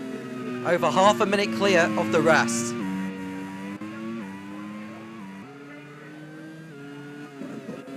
It's been a barren time of it for Grosjean, who didn't even have a drive in Season 5. He had a rotten time of it when he was at Lola, getting those race bans, which curtailed his season and the team's as well. But he's come back at Spiker, given a reprieve by team manager Ben Hackerson. And Yiafi's come into the pit lane with an electrical issue. Unbelievable! Yiafi is having to pit in with 1 lap remaining. He's getting an electrical problem sorted out. And that hands 2nd place back to Colton Herter. Spiker are going to get a 1-2 out of this after all. Roman Grosjean has tasted victory with Pacific in Sepang and with Mana at Laguna Seca in Season 2. And it's going to be a 3rd different team to take his 3rd Grand Prix World Series win with. Roman Grosjean exits the final corner to win the lead to Caribbean Grand Prix in Aruba. What a drive from Roman Grosjean, dominant, well deserved. There is Colton Herter, who's got de Vries on his tail. And even if de Vries was to get by Herter, it will prove to be irrelevant, because there's no way De Vries is going to keep hold of second place. He's on the inside at turn number 8, and he gets by Hertz there, on the road at least. But De Vries is not going to finish on the podium.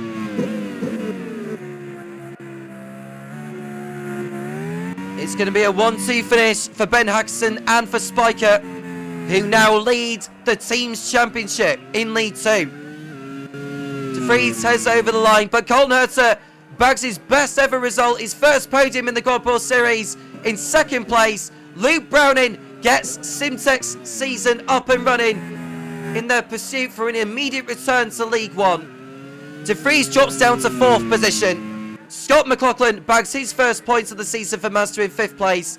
And Yiafi dropped down to 6th place, finishing ahead of Felix Rosenquist, Joseph Newgarden, Igor Fraga 9th, and the last driver on the lead lap will be Antonio Giovinazzi, and for 40, Ryo Hirakawa finished outside the points for Toyota in P11, a lap down, and Dusseldorp is the last driver to finish in 12th. It's a win for Romain Grosjean and for Spiker, their first in the Grand Prix Series in only their second outing. They win here in Aruba. Colton Herter makes the day even better for Spiker, a 1-2 finish in second place. Luke Browning in 3rd for Simtek, ahead of Nick De Vries, who dropped down to 4th place with his penalty. Scott McLaughlin 5th, then it's Yiafi, Felix Rosenquist, Joseph Newgarden, Igor Fraga, and Antonio Giovinazzi, rounding out the point scorers inside the top 10. Ryo Hirakawa in 11th place, followed by Steph Dusseldorp, who was the last of those to finish. The drivers that did not finish, 14 of them in fact: Mitch Evans, Philip Salaquada, Sebastian Ogier, Nick Cassidy, El Bamba, Dan Tixton, Pato O'Ward, Mick Schumacher, Jamie Chadwick, Leo Fornaroli, Gabriele Mini, Iyemu Iwaza, Joe Supoi, and Dorian Pan. Those were the drivers that did not finish. The pole position point went to Colton Herter, the fast lap going to today's race winner, Romain Grosjean. Maximum points for Spiker. A return to the top step for Romain Grosjean, and Spiker's time in the Grand Prix Series, well, it's very much set alight now, isn't it? And not only that, they lead both the drivers and the team's championships after the first 2 rounds. It's been that sort of season so far. 2 races, and both of which been won by 2 of the new teams. Could we see a third next time out in Curitiba? It's time to run down on the League 2 Drivers and Teams Championships in the voice of Topher Smith, and we will be back for the League 1 race very, very shortly. They were 1st and 2nd on the grid, and they have finished 1st and 2nd in the race. A dominant display by Romain Grosjean for his first win in a long time. And Colton Herter coming home in 2nd place after Nick De Vries' penalty is applied to make it a perfect day for Ben Haxton's team. But what has this done to the drivers and team standings? Let's take a look now. Romain Grosjean's victory today has moved him up into the lead on 30 points, 1 ahead of Colton Herter on 29. Those 2 giving Spiker a really good start to life in the Grand Prix World Series so far. Yiafi 3rd on 26, ahead of Gabriele Mini on 25, who failed to add to his point score from last time out. Igor Fraga on 17, ahead of Luke Browning on 15, who claimed a podium today. Nick De Vries 7th on 14, ahead of Felix Rosenquist, also on 14. And then Jamie Chadwick on 12 and Scott McLaughlin on 10, rounding out the top 10 in the championship. As for the teams, after their 1-2 finish, Spiker with a comfortable margin already on 59 points, 33 ahead of Prema on 26. It's a comfortable gap at the moment, but there's a lot more races to go in this championship, so not a foregone conclusion by any means. Bimoto KLT, they did not score today. They dropped down to 3rd on 25, ahead of Ram Racing on 23. Simtek and 40 Corsa both on 15 each. Toyota on 14, Iron Dames on 12, Mazda on 10, Chip Ganassi on 4, Zaxpeed on 2 and Opel on 1, with M Sports the only team yet to score this season. And so with that, let's move on to League 1 and let's have a look at the driver standings before going into today. Jamie Whincup and Alex Palou shared the closest ever finish in the Grand Prix World Series, 0.041 for the victory between them, and it was Jamie Whincup that came away with the 25 points. He sits atop the standings ahead of Alex Palou, who is on 20 after also picking up the pole position and fastest lap points in Road America. Shane Van Gisbergen, our defending champion, is on 15, ahead of Philip Hansen on 12, Nick Tandy on 10, Kamui Kobayashi on 8, Marcus Ericsson on 6, Alessio Rivera on 4, Brendan Hartley on 2, and Will Power in 10th with 1 point to his name. Looking at the teams, Cooper Kiro and Ducati tied on 25 points each, but Cooper Kiro, having taken the victory, takes the championship lead. HRT on 20 ahead of Onyx on 12, Minardi on 9, Fomitel on 6, Lancia on 4, and Arrows on 2. Still to score points, Carlin, Force India, BAR, Jaguar and Prost. Let's see if they can get themselves onto the scoreboard here today. Just like in League 2, there are no driver changes for today's League 1 race, so let's get straight to the grid. And it is a pole position for Kamui Kobayashi. Alongside his teammate Will Power, it is an all Minardi front row.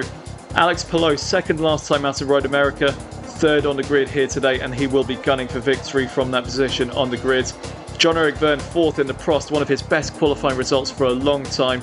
Yuki Tsunoda in his second race in the Grand Prix World Series will start 5th today, ahead of Kyle Kirkwood in the second HRT, Johansson Guven 7th in the Lancia, ahead of Shane van Gisbergen, Oliver Rowland and Rafael Di Marcello rounding out the top 10.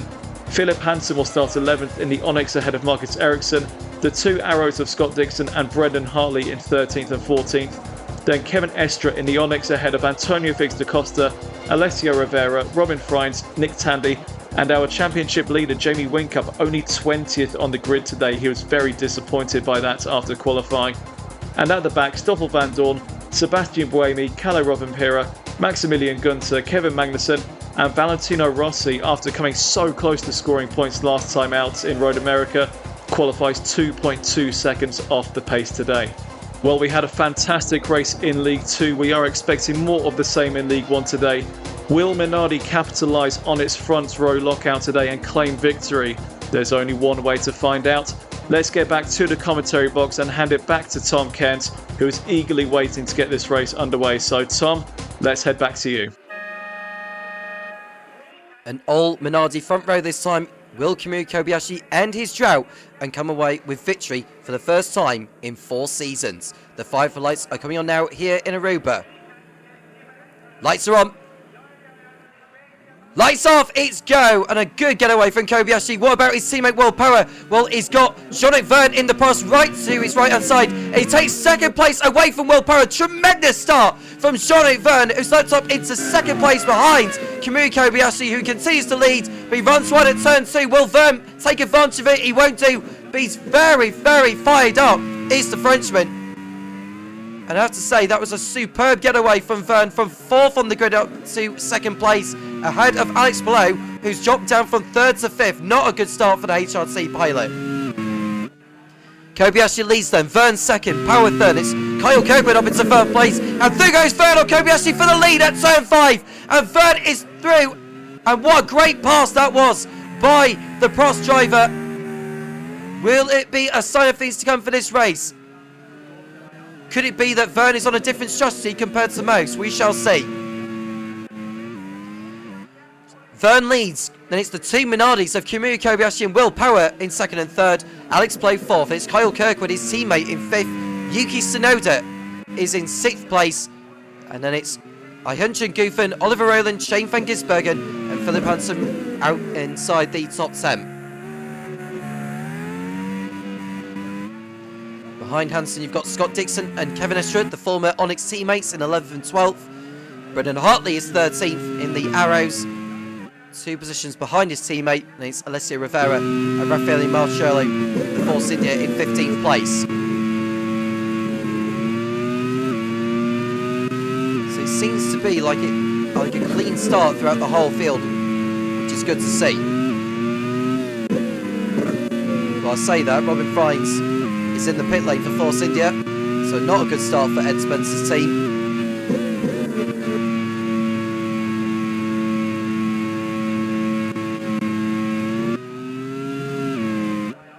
And that's the best we've seen from Jean-Luc Verne in a long time. And there is Guven through on Tsunoda. That's Tsunoda in the Fomitel. He's allowed Guven to go on by. Tsunoda's teammate Marcus Ericsson is outside the top 15 at the moment. We're right on board with Kamui Kobayashi in 2nd position.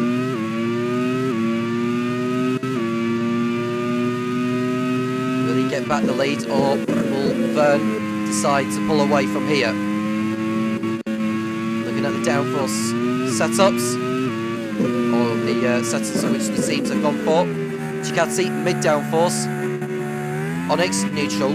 Arrows and Von Metal, maximum downforce. HRT, mid downforce. Minardi, maximum downforce. BAR, neutral. Force India, mid downforce. Prost, maximum downforce. Carlin, Cooper Kiro, and Jaguar, mid downforce. Lancia, maximum downforce. New fast up of the race from Jean-Luc Vergne at the end of lap 2. It's not exactly pulling away from the field just yet, though. So we shall see in terms of the pit strategy later on for him.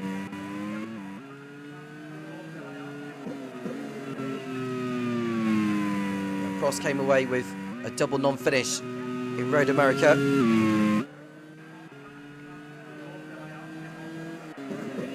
For Minardi, he came away with 2 drivers in the points. Through goes Oliver Earl in the Cooper Kiro, passing Yuki Tsunoda for P7. Jamie Whincup, who won last week for, well, last time out I should say, is outside the top 15. Looking at where he started on the grid, Whincup started in 20th. I don't know if he's made up any places so far because we can't see on the timing tower. It's going to take something for Cooper Kiro to come away with victory again here, with Rowland having the upper hand this time, it seems. Now, Minardi and Prost are running the same setups as each other. And Verne's teammate Antonio Felix da Costa is another one of those outside the top 15. And there it goes! Jamie Whincup's engine on fire. It's not going to be 2 from 2 for the Australian. That's the first retirement of the race on lap number 3. Then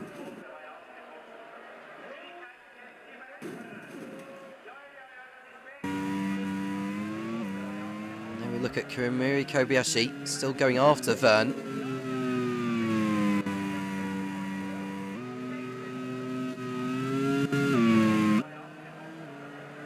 Robin Frines was the only driver to come into the pit lane so far in this. He's down at the back in 25th position now. And that's Brendan Hartley through on Kevin Estra for 12th place. He's now on the tail of his teammate Scott Dixon, who's chasing after the other Onyx of Philip Hansen.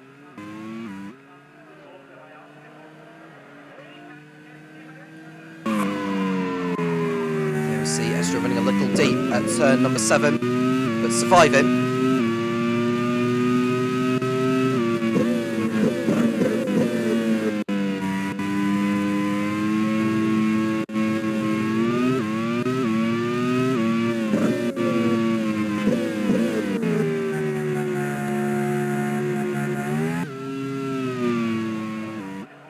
See Willpower in 3rd position.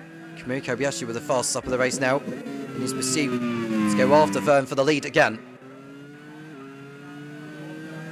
Behind the 2 Minardis are Alex Palou and Kyle Kirkwood in the HRTs. Hyun-Jin Goof in 6th. Oliver Rowland 7th. Yuki Tsunoda 8th. Shane van Gisbergen 9th. And Philip Hansen inside the points for Onyx in 10th. There goes Kalle Rovanperä. This is with the Ducati of Nick Tandy. Oh, and that's the car off as well. That's Van Dorn out. A wheel off on the front. No, who did he run into? Or did he hit the curb? I think he hit the curb, did... Oh, no, he didn't. Van Dorn ran into the Jaguar. It's not like we see a mistake from Van Dorn like that. There goes Rovanperä. Oh no, Van Dorn ran into Tandy, in fact. He ran into the Ducati, so it was not the Jaguar he ran into. I don't think any action will be taken on that one, but that is really unfortunate for Van Dorn's race, and that's the Carlin out.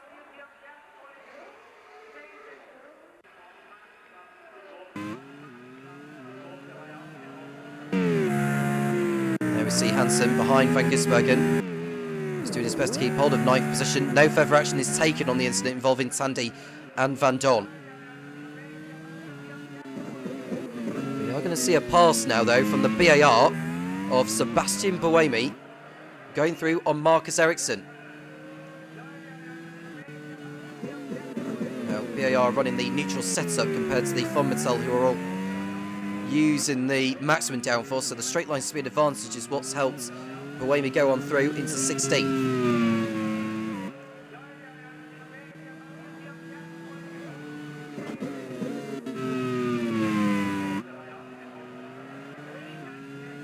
So it's Verne leading Kobayashi, leading Power, leading Palou, leading Kirkwood.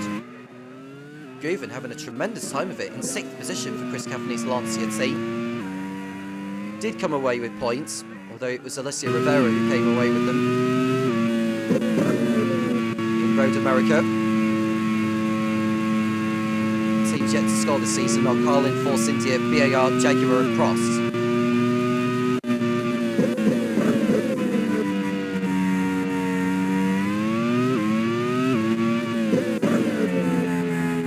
Kobayashi, who's very much within attacking range, to have a go at Verne. The Minardi and the Prost both have the same setups as each other.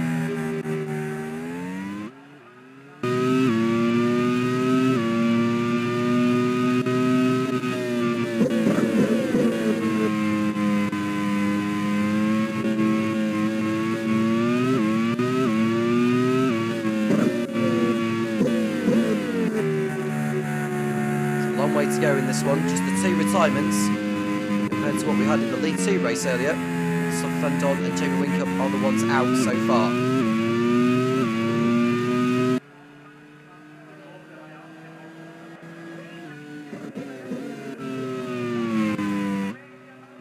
Half a second the margin between Verne and Kobayashi at the end of that lap. To be honest with you, you don't really need me to tell you the gap. You can just see the 2 close picture.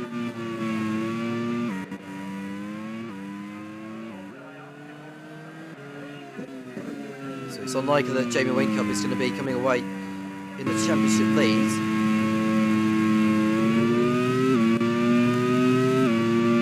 The way things are going, if the race was to finish now, Alex Palou would be leading the title battle with a 2nd, a 4th. Pole position and fast lap points he achieved in Road America.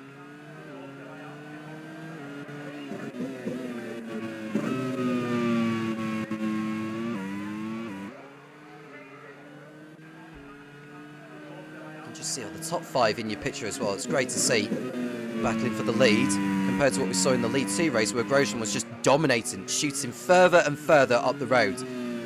Far from being the case here in League 1.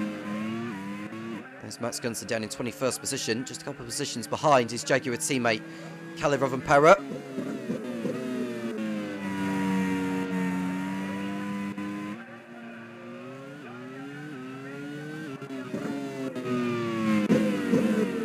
Now Jaguar are going to find it difficult to replicate the feat in League 2 to what they had in, well, here in League 1 to what they had in League 2. And their focus will be to make sure they stay in the division for Season 7.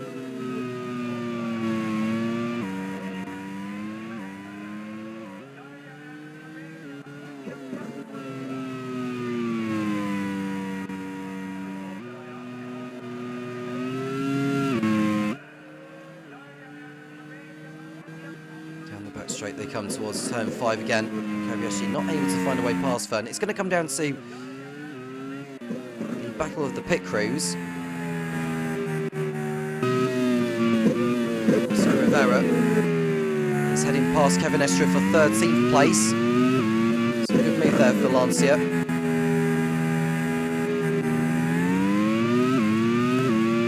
Scott Dixon has got by Philip Hansen into the points now for Arrows.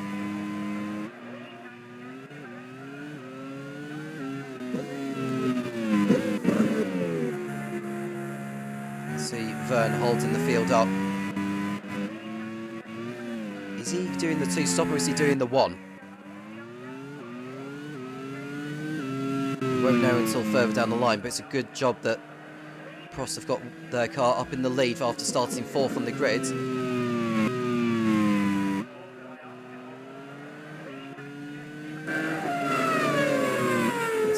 Costa started the race from 16th position. He's outside the top 15 as we speak.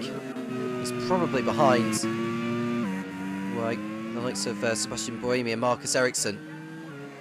If that's so, then he's not made the best of starts to this one.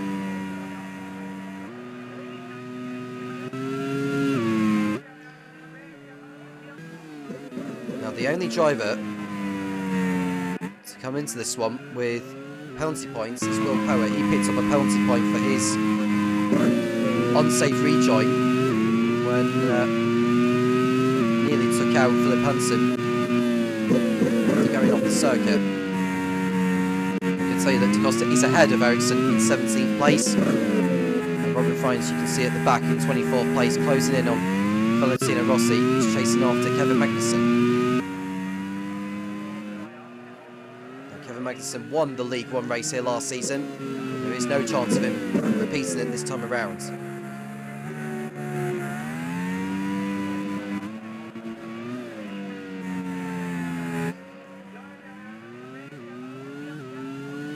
Prost being chased by the 2 Minardis and 2 HRTs.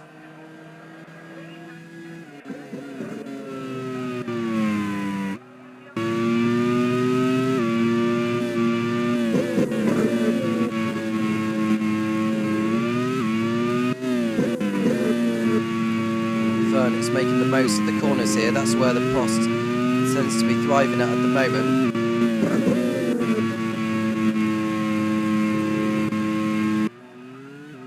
And there's a car up in smoke. It's Kevin Estre in the Onyx.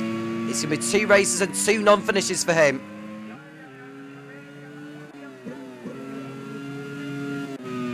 Not a good start to his season, and certainly not a good start to Ryan Ferris's team's title defence in retaining the team's championship. And the car is on fire now for Estre, so he needs to pull that to the side. He's now got the Jaguar of Kalle Rovanperä going on by next. On lap number 10, it's race over for the Frenchman.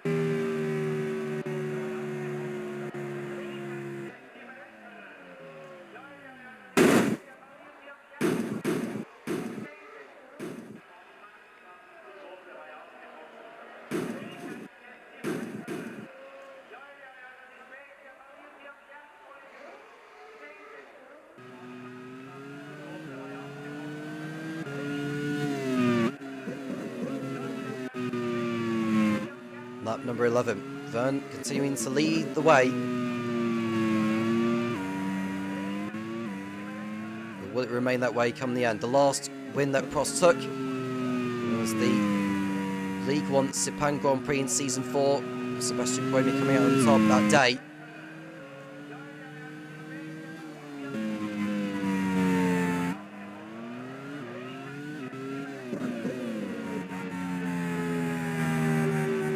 Where they started on the grid compared to where they are now. Verne has made up 3 positions. Kobayashi is down 1. Power is down 1. Palou is down 1. Kirkwood is up 1. Guven is up 1.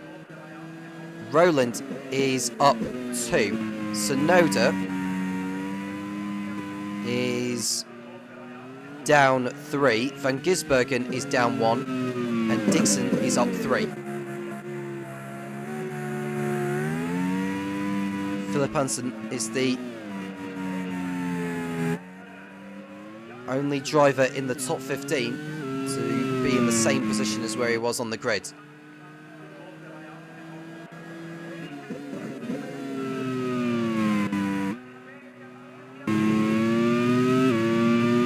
Just see Will Power missed Season 5 and he didn't get very far in Season 4 either before he was dropped by Alex Johnston when he was at Prema. He is the League 2 Drivers' Champion in Season 2 after all, so there's still something left in him. He's a talented driver in his own right.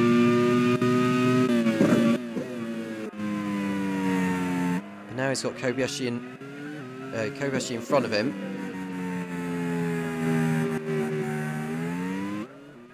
Power finished in 10th position in Road America. His teammate Kobayashi in 6th.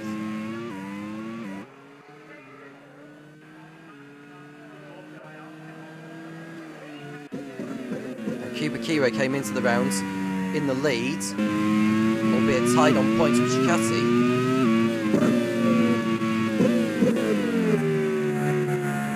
The way things are going, HRT will be moving to the top of the standings.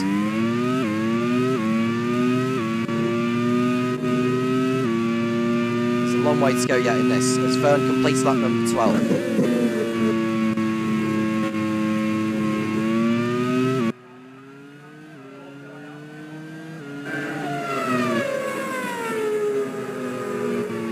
Three drivers out so far: Kevin Estra, Stoffel Van Dorn and Jamie Whincup. 23 are still left in this. Robin Frying's down at the back in 23rd place after pitting on lap number 1.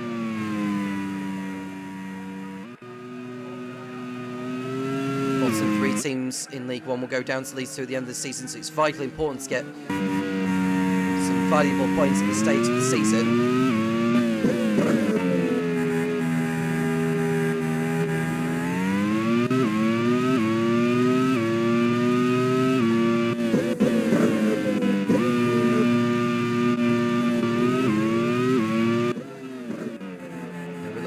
Rivera in 13th place, just in front of Raffaele Marciello. Sebastian Buemi, the Season 4 champion, in 15th position behind him. The driver at the front is the Season 1 champion, Jean-Eric Verne, who won for BAR that campaign.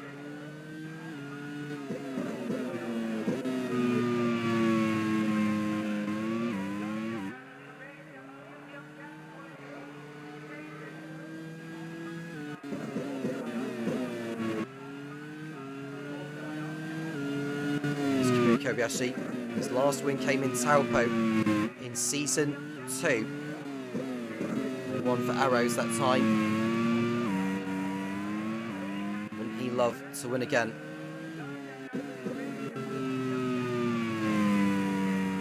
After spells at Manor,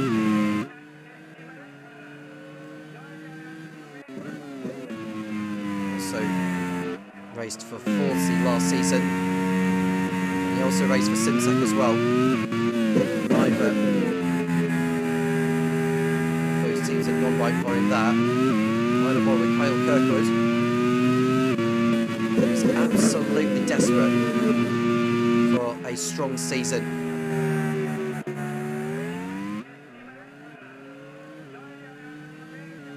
He's yet to finish on the podium. Kirkwood's best finish came in Fuji last season. He finished 5th for Chip Ganassi. Not far away from pit stops. Verne is coming round to complete his 14th lap.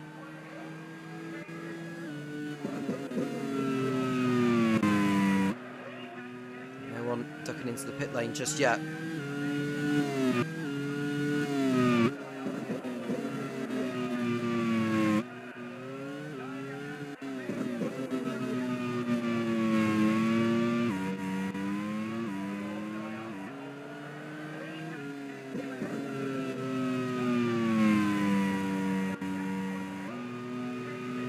Drivers are relishing the challenge around here, and it's the end of the race for Kyle Kirkwood. His run of bad luck shows no sign of stopping at the moment. That's the HRT driver out of the race. Almost at the same place where he retired last season for Chip Ganassi as well. But it's the end of the day for the American on lap 15.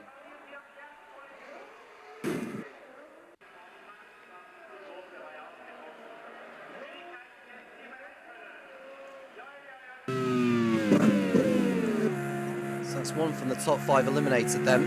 That promotes Ayhan Guvin up to 5th place for Lancia.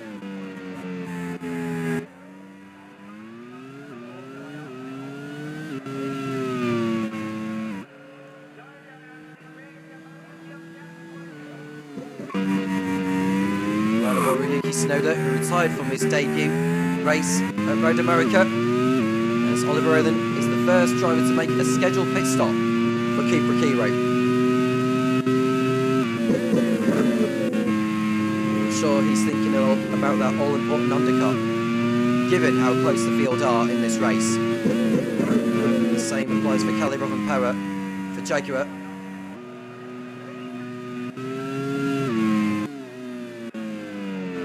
There we see Marcus Ericsson a little bit deep at turn 2, but surviving.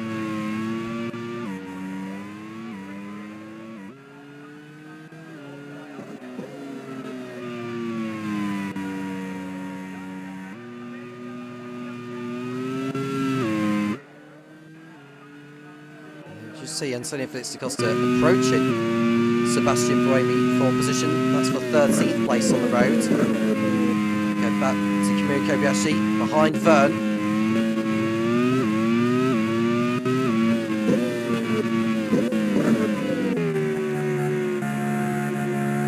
Vern is doing his utmost to keep the Japanese pilot behind him.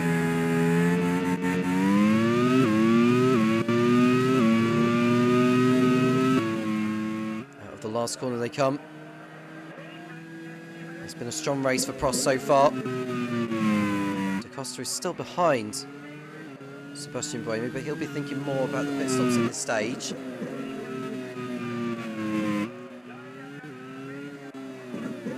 Into the pit lane comes Scott Dixon. He was running inside the points before he came in.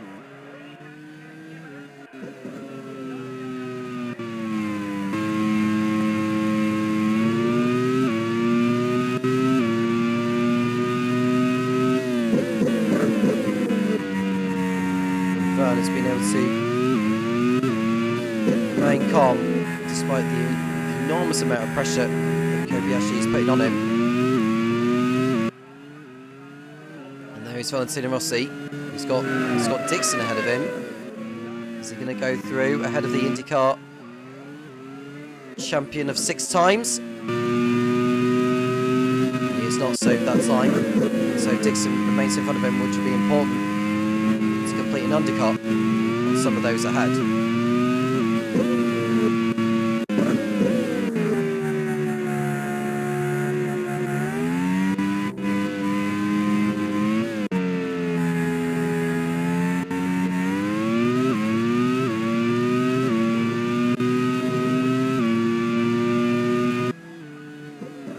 There is Vern. Behind him is Kobayashi. Then we see Power and Palou. Hyunjin Guven pits in from 5th place. And Rovanpera, who's only just been in the pit lane, has gone off the racetrack at turn number 7. Did he survive without any damage? No, he didn't. Front wing gone on the Jaguar.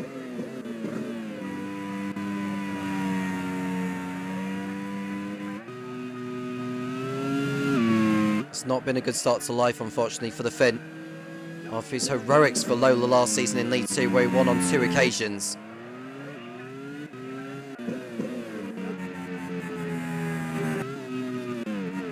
Now we look at Gunther on the tail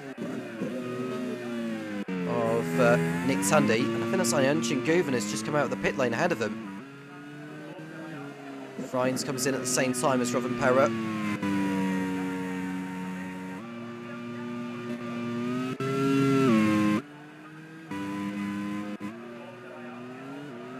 Power still has the top 2 in his sights, Kobayashi and Vern.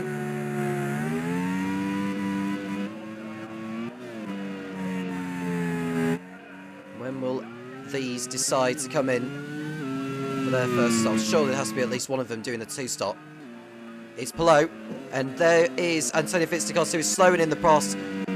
It's a terminal issue, and it's going to be 2 races and 2 non-finishers for the Portuguese.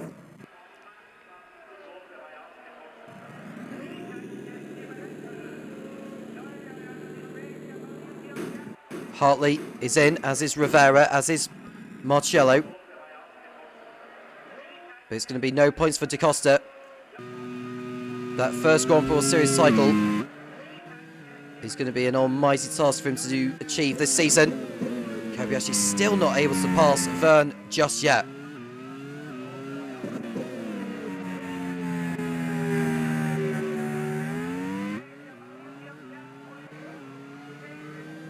Valentino Rossi is also in for BAR. Alex Palou rejoining 9th position behind Marcus Ericsson. There goes Kevin Magnussen, who hasn't stopped yet in this race. Guven running a little bit deep over at turn 3. In his pursuit in going after the leaders, Palou is still ahead of him, so that you know. So Guven must have been held up in traffic when he came out of the pit lane. Whereas for Palou, he's not in traffic. So there is a possibility of Palou getting an undercut done on these 3 here. Vern, Kobayashi and Power. In comes Vern. And that hands the lead over to Kobayashi then. Vern is responding to Palou.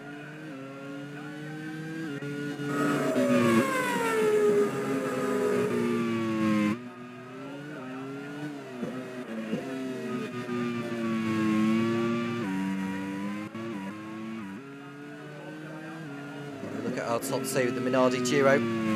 Sebastian Buemi is in for BAR. Robin Frines runs wide, and front wing broken again for Frines. He's already pitted twice in this race as well. What is going on at Force India?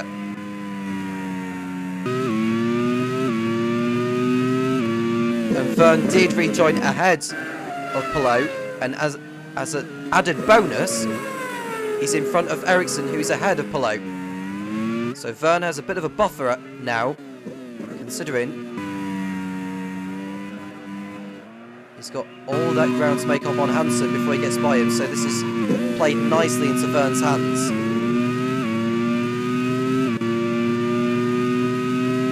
Frines makes his way back to the pits.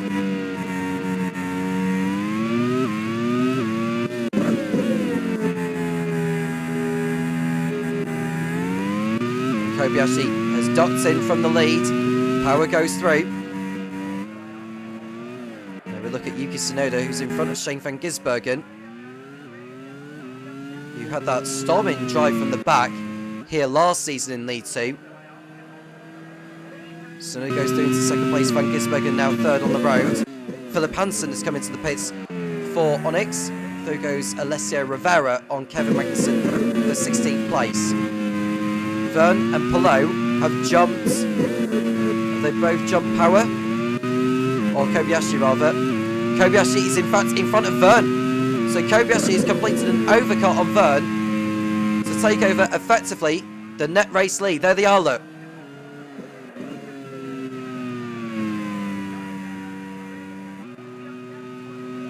Will Vern come back though on warmer tyres? He's into the slipstream. Here he goes. Look, Vern fights back. And he's ahead of Kobayashi again. Shoto Vern passes Kamui Kobayashi not once but twice in this race.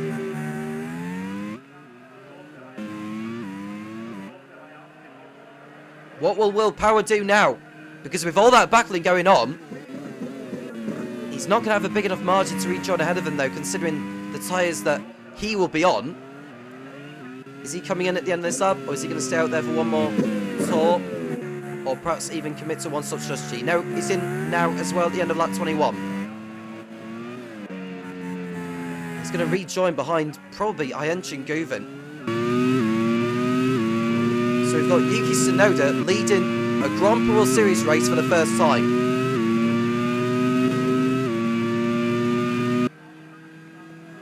There's Power. He's in front of Vern, but for how long? Because Vern is going to be alongside him in the moment, as is Kobayashi, but Vern is coming towards Power now. Is he through on the inside here?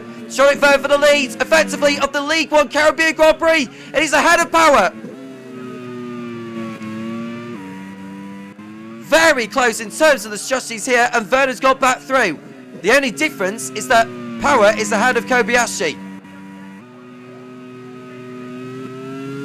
Will Kobayashi come through on Power just as Vern did on him? He won't do so this time around.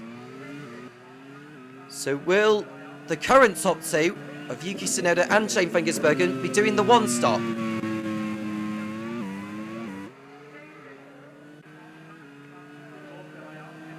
For Mattel won here last season with Kevin Magnussen.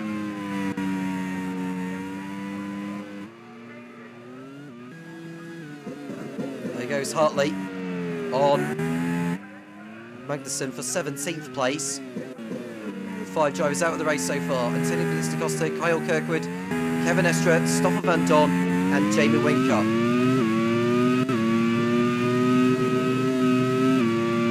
The leader has now started lap 23. 31 laps remaining. Not yet reached the halfway point in this.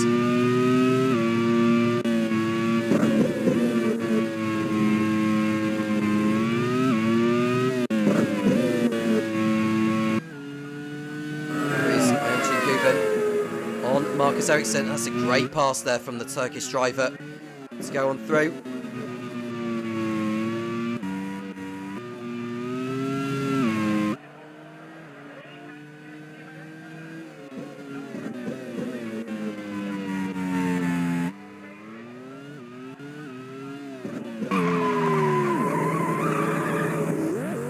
And there goes Tsunoda locking up in front of Van Gisbergen, which won't help either of them.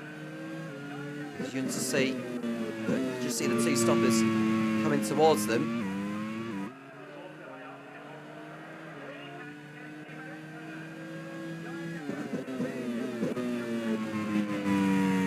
Shane Van Gisbergen has won 5 times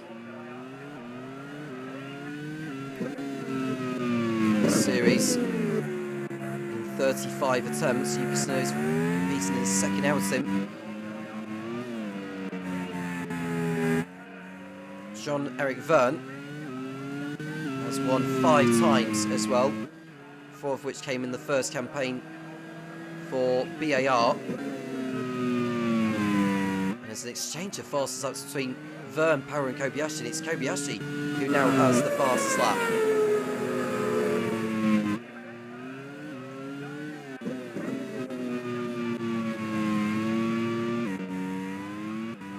Tsunoda and Van Gisbergen are going to be in the fray for a podium. They need to remain ahead of Verne, Power, Kobayashi and Palou.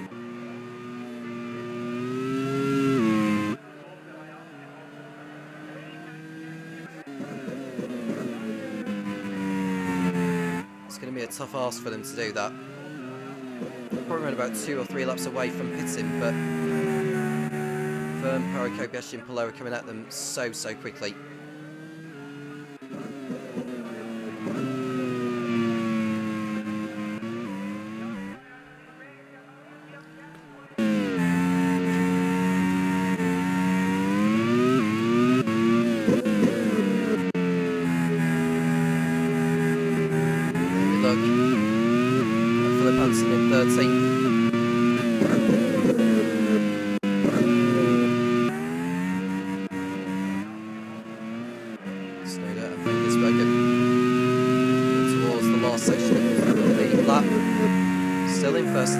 And that's an overtake on the Jaguar from Philip Hansen on Max Gunther. And Van Gisbergen has headed into the pit lane from 2nd place at the end of lap 24. Should be doing the 1 stop. It's going to go a long way though. He's going to pull this one off. Kobayashi passes Power though. Kobayashi has passed Power for effectively 2nd place once Tsunoda comes in for his only stop. An important move in the race. Van Gisbergen will rejoin as it stands in 14th place ahead of Dixon. He's got a lot of traffic though to get by though. To get back towards the front before the leaders pit in for their last stops. Or the leaders pit in for their last stops.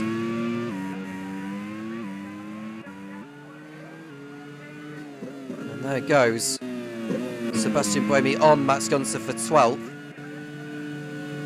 Behind Gunther will be Van Gisbergen. Coming home at a rate of knots, and that's a double overtake potentially from Alessio Rivera, and he's gone through and Gunther's pulled off. Gunther out of the race in the Jaguar.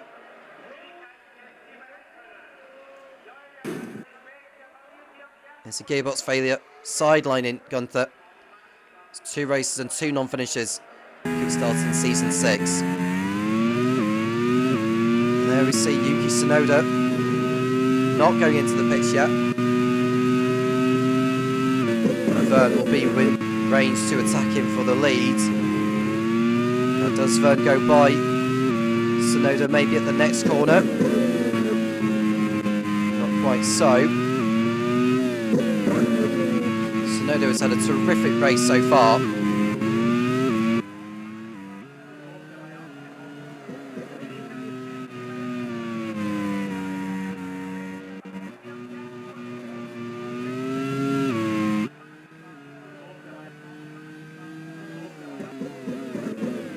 Vern overtakes Tsunoda.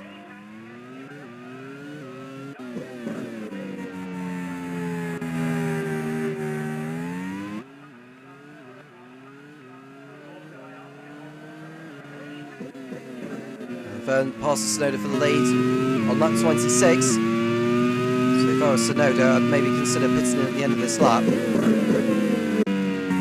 got to think about Van Gisbergen at the same time. What about Kobayashi? Has he gone past him? He has done. So Kobayashi goes past Tsunoda for runner-up position. It's Will Power who'll be the next driver to essentially go by the Japanese. Might do it on the exit or into turn 1. If he gets his entry correct here onto the pit straight. There we see Alessio Rivera in front of Shane Van Gisbergen.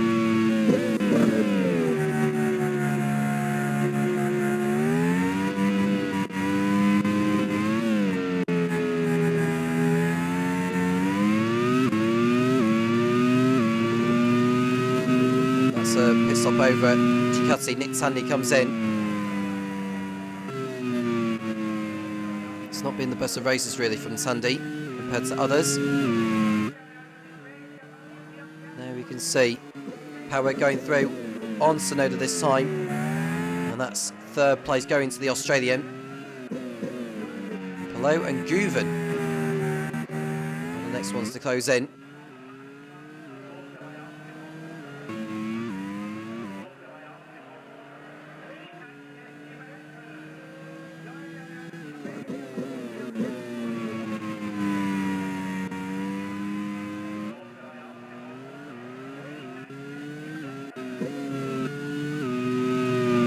Magnussen in 16th position, the League One race winner here last season. It's going to be tough for Carlin to survive this campaign, I think, unless Perry Brown, the team manager, can just find something in terms of upgrades and choosing the right setups for each track that we go to.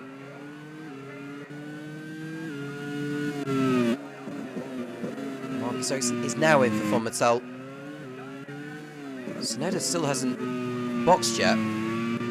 It's going quite a bit further than expected here.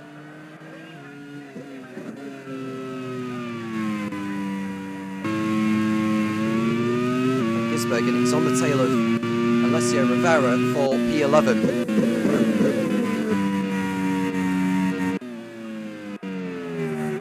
And off goes Alessio Rivera. Does he get out of the gravel trap unscathed?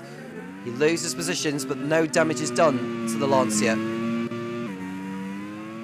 That allows Van Gisbergen to go on by.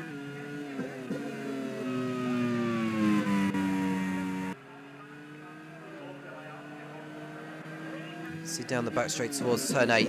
Kobayashi behind Vern.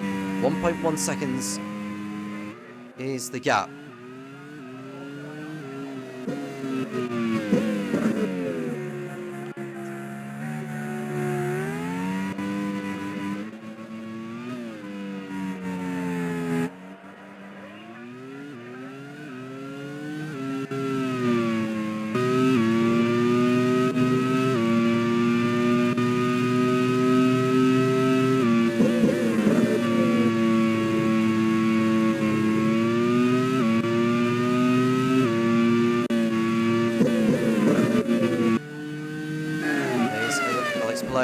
Going through on Tsunoda now for 4th place. And it's Ayunchun Guven who will be the next driver to follow suit in a moment.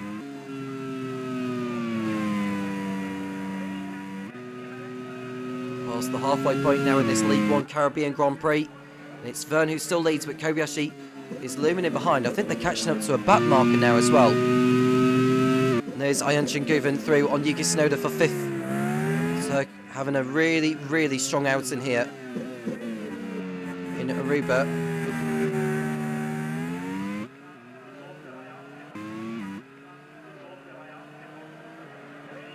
I think that's Valentino Rossi, who's just ahead of Verne and Kobayashi, who will not want to be getting in the way. The Italian has been off the pace so far today.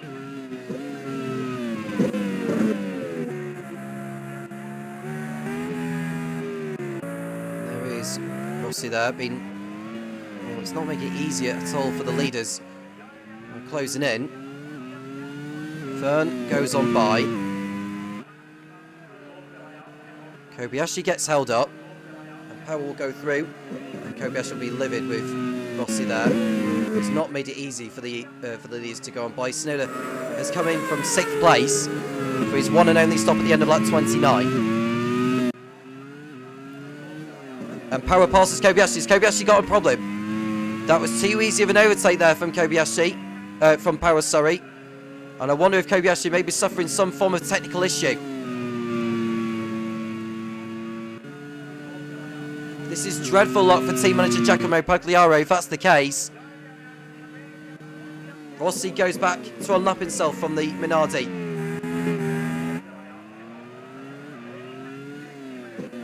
This is not good. And Palou is about to go by him. And Ancient Guven will do the same. Caliber and Power pits in again for Jaguar. That's his 3rd stop of the race as well. Will Kobayashi be able to get that car back to the pit lane? He'll have spent almost a full lap nursing the issue. And Guven goes past Palou at the same time, so Palou surely must be suffering with some form of problem as well. Guven up to 3rd place now in the Lancia. For Palou and Kobayashi, both of which are nursing issues. They're both in now.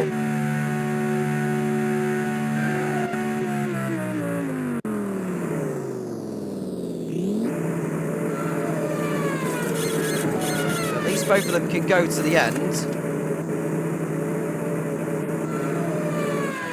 They'll have lost time in their pursuit in going for the win.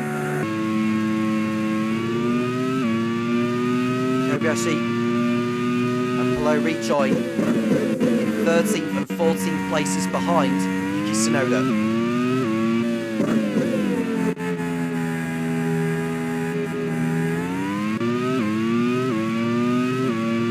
The only thing is that Verne and Power are due in for their last stops very soon. Kobayashi and Palou may be able to perform an undercut on both of them, but the issue will be is that they won't be on fresher tyres compared to the French and Australian drivers.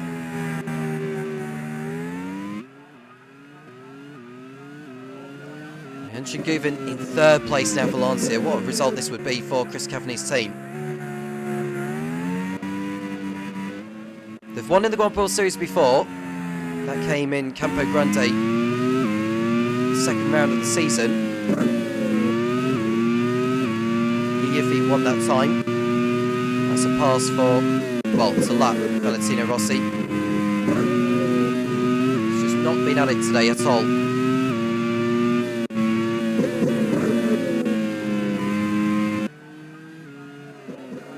We see Verne, 1.7 seconds clear over Will Power.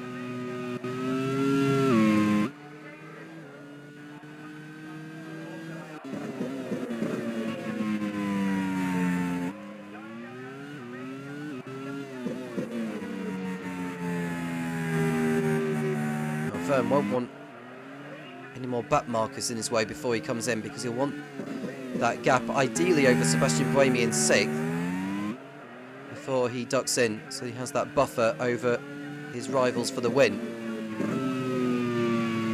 Van Gisbergen is another one of those on the one stop as well.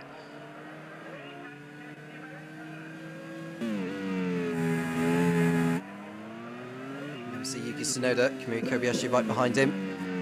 That's Palou, not too far back either.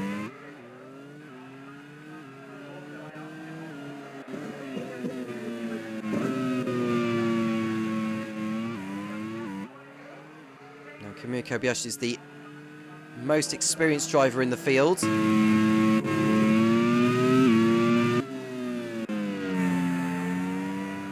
Competing in his 79th race. Hyun-Jin Guven pits in for the last time.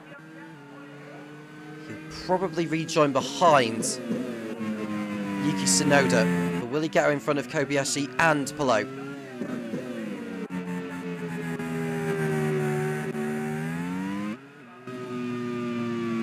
Oliver Rowland is having a quiet race actually. He's in 3rd position in the Cupra Kiro. He is due in for one last time in this race. There goes Kobayashi on Guven, who's just come out of the pit lane. Now Guven will be on fresher tyres to the Minardi. I think the Minardi has the upper hand, especially in the corners. Verne will want to be thinking about pitting in soon. There goes Alex Palou on Hyun-Jin Guven for 12th on the road.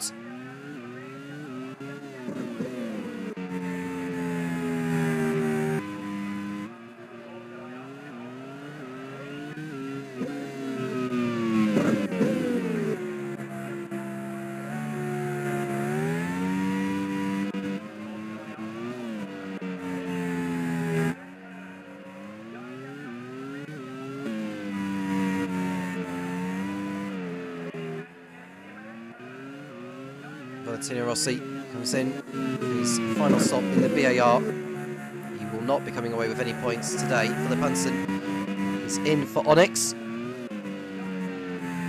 So there'll be one less car for Jean-Luc Verne to think about when he comes back out. Brendan Hartley in for Arrows. The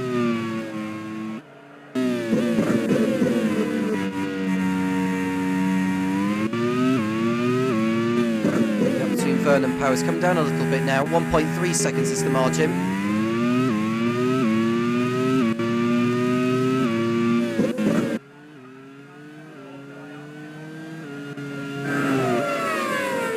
Marcello on Hansen for 13th. As Hansen's just come out of the pit lane there. So how long will it be before he goes back ahead of Marcello on the fresher tyres? And that's Alessio Rivera being overtaken by Yuki Tsunoda at turn 5. So that's Tsunoda through. How long will it be before Kamui Kobayashi goes on by? We shall see.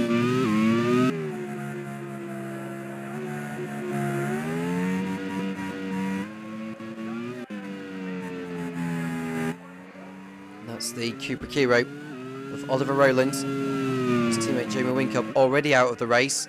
He was the first one to retire.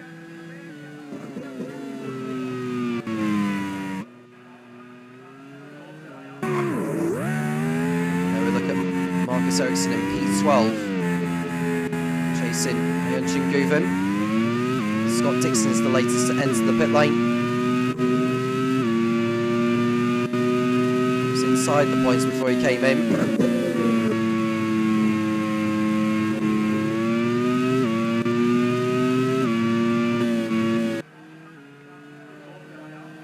Now we see Rowland.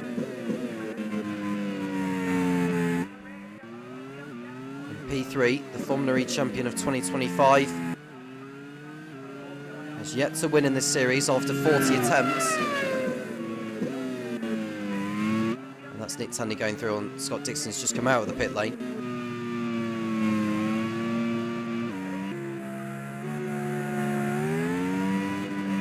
We see Verne and Power in the lead and in second. Approaching the end of lap 35. When are either of them going to come in? Well, not this lap.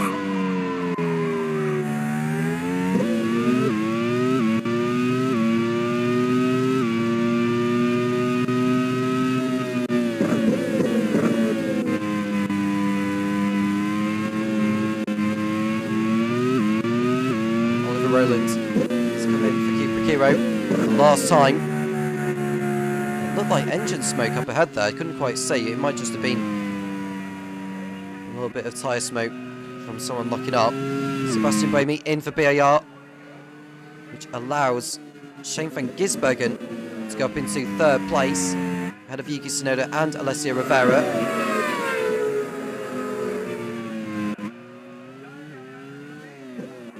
Roland rejoins in 10th. Uemi rejoins in 13th.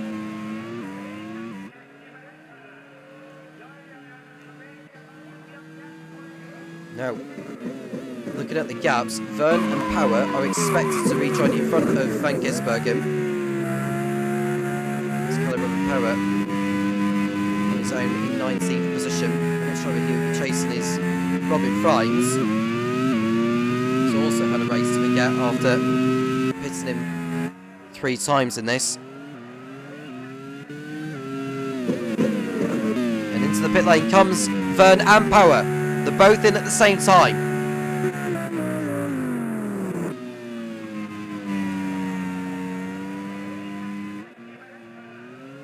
There's no way Van Gisbergen or Tsunoda will be taking the lead. It's going to come down to Vern or Power, one of which will win this race. Is Power ahead of it? I think Power's got the jump on Vern. He has done. Power has passed Vern. The quicker pit stop has got Vern back out behind Power. Or Power, I should say, got out in front of Vern. Vern has lost out. Is that the decisive moment in the League One Caribbean Grand Prix? Will Power gain the jump on Vern in the pit stops?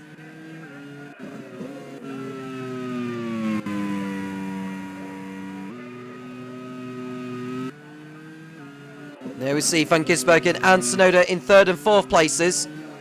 Marcello going through. I think that's Valentino Rossi to lap.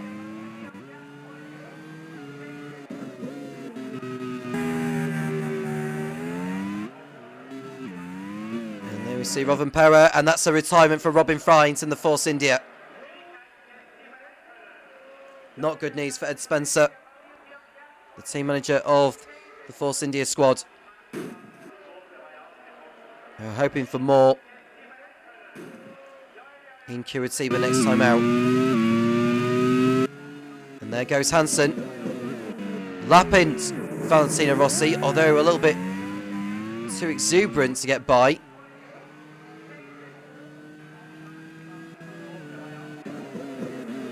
Rossi is coming back on the inside though, and Hansen isn't exactly having any of it.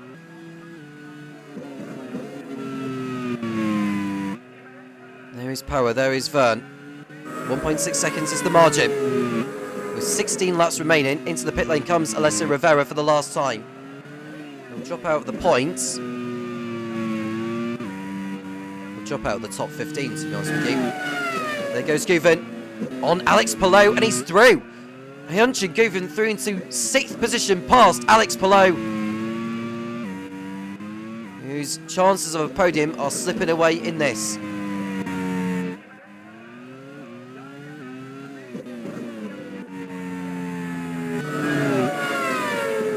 Brendan Hartley passing Nick Tandy, and Alessio Rivera is rejoining 16th place. He's got to pass some drivers if he's to come away with a points finish here, just as he did in Road America on debut.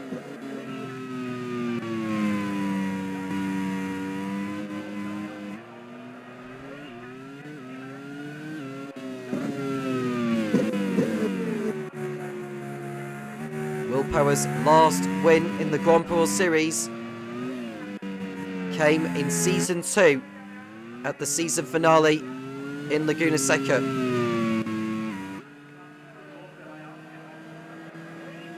He's now got the fastest up of the race to go with it.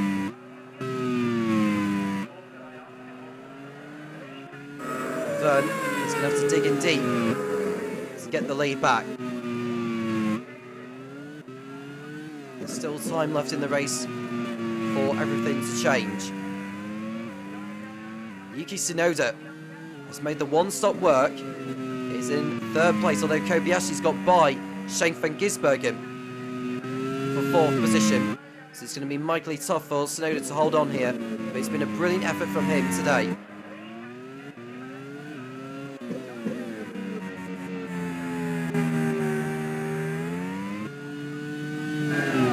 Rivera It's handy for 15th, and he is through.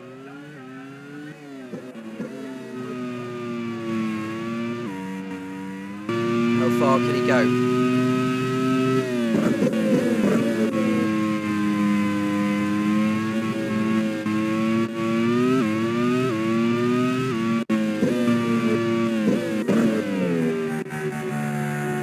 You can see the gap between Power and Vern is continuing to increase. It's now 2.2.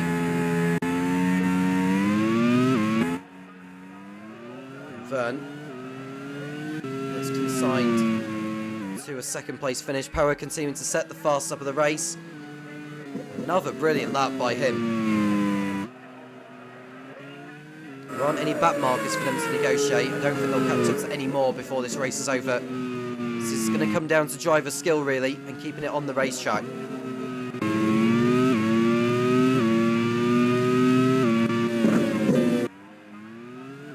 There is Sebastian Buemi lapping his teammate Valentino Rossi. He really is struggling out there.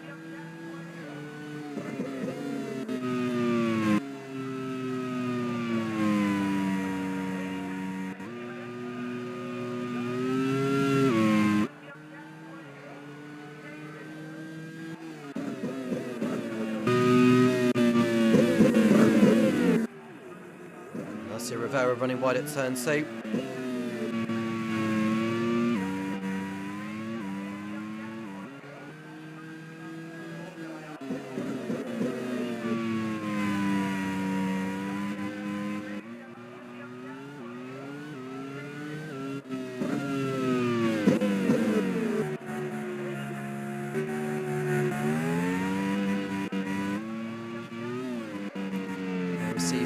Vern, who is looking to return to the podium.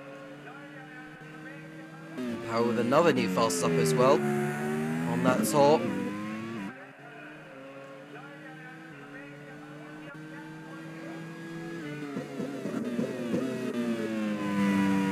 First on the podium 2 occasions did Vern. Rounds 9 and 13.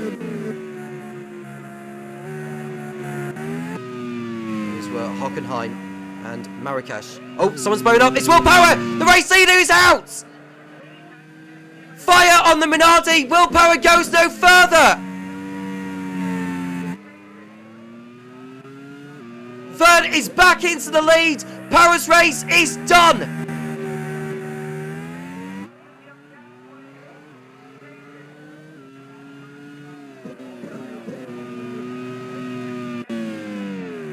Horrible luck for team manager Giacomo Pagliaro.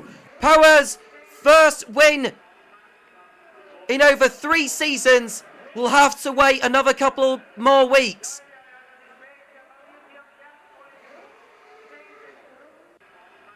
Up to second place goes Yuki Tsunoda. Up to third goes Kamui Kobayashi.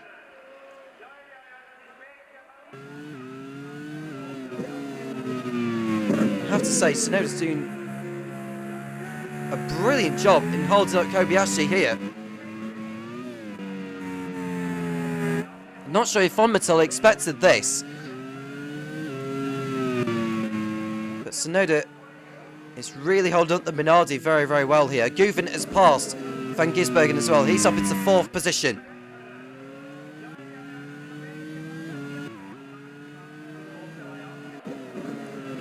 Vern now leads by 12 seconds. He just needs to bring the car home for his first win since Parnu in Season 4. And that is, that's Alessio Rivera and Brendan Hartley going through past Valentino Rossi to lap. And Rivera is taking advantage of Hartley's loss in momentum to go through into 13. And there we see Tsunoda. He's got Kobayashi alongside him. And Kobayashi's passed him. Kobayashi is past Yuki Tsunoda into second place. And I doubt that he's going to have enough time to go after Vern here, to be honest with you.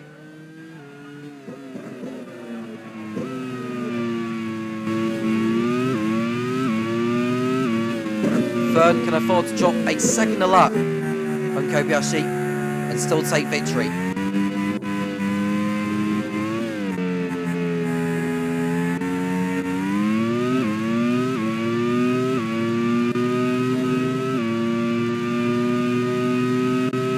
line comes Vern. The end of lap 42.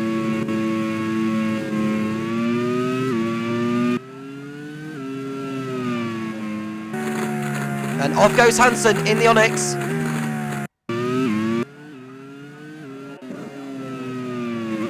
Running a little bit too deep. He just locked up. Don't know whether he caught the bump there, and as he applied the brakes, the car just wouldn't stop. That will allow Dixon to go on by. Buemi has smoke coming out of the back of his car, and his race is done as well. Hansen rejoins in 15th position. But Buemi is going to go no further. That's 2 races in Aruba, and he's not going to make it to the Czechoslovak in either of them.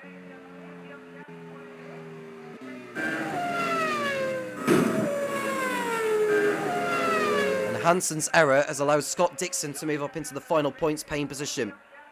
Alessio Rivera is now into P11.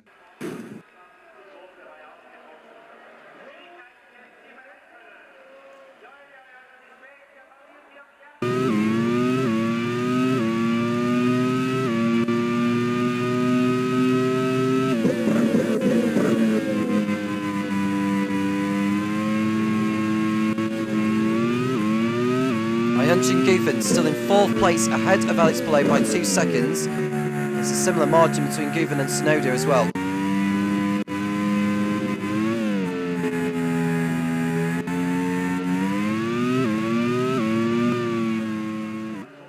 There we look at Kamui Kobayashi in P2. He's not getting the gap down on Vern.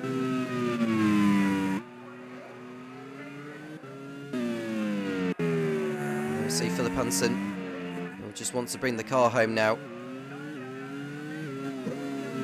His teammate Kevin Escher had already retired.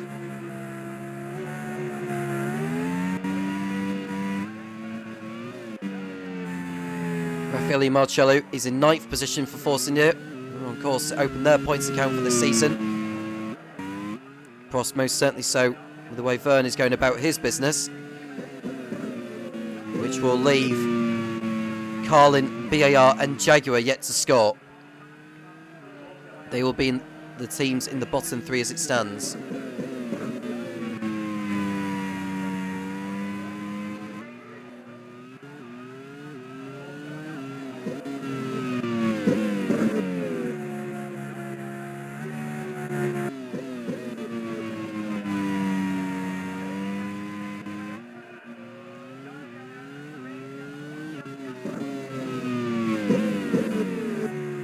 Seconds is the gap between Vern and Kobayashi.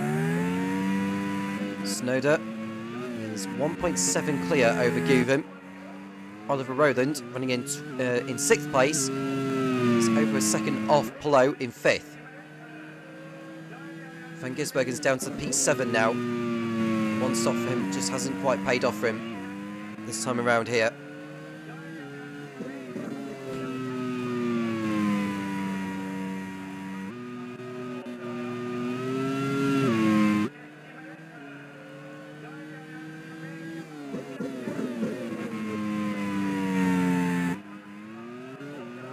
Drivers out of the race so far. We've lost Sebastian Buemi, Will Power. We've also lost Robin Frines.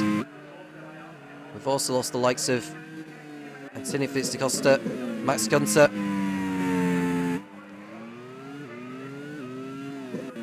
We've also lost Stoffel van Dorn. We've lost Jamie Whincup, who was the first one out. Kevin Estra also retired, as well did Kyle Kirkwood.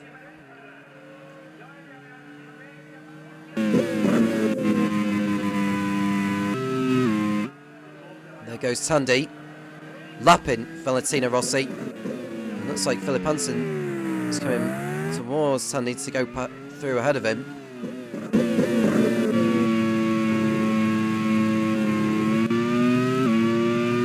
Been that sort of race for Valentino Rossi here in Aruba, not been his circuit whatsoever.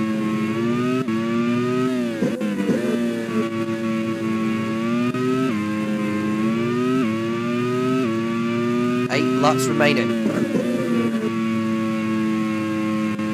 Bob Prost going to be celebrating victory.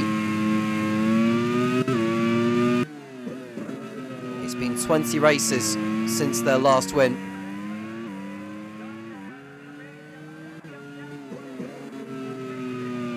This will be the team's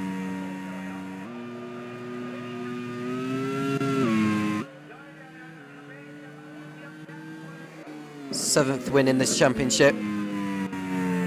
Pedro De La Rosa got the team's first in Shah Alam in Season 1. Alguersuari got the second in Fuji that season.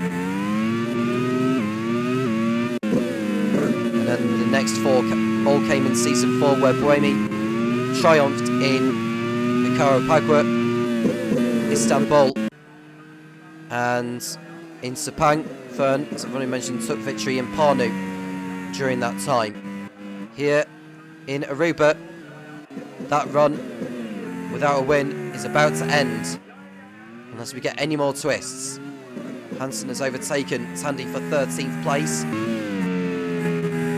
Sonoda still doing a fine job for Fomitel in P3. It's Ihunchen Guven, who's the next driver behind him, followed by Alex Palou, who could have been leading this race had it not been for his mechanical gremlins. And that's Brendan Hartley going through on Alessio Rivera at a rather leisurely manner there. So Rivera, I think, is running into some form of technical issue. It's a shame because he was pursuing a points finish again, but that is out of the window.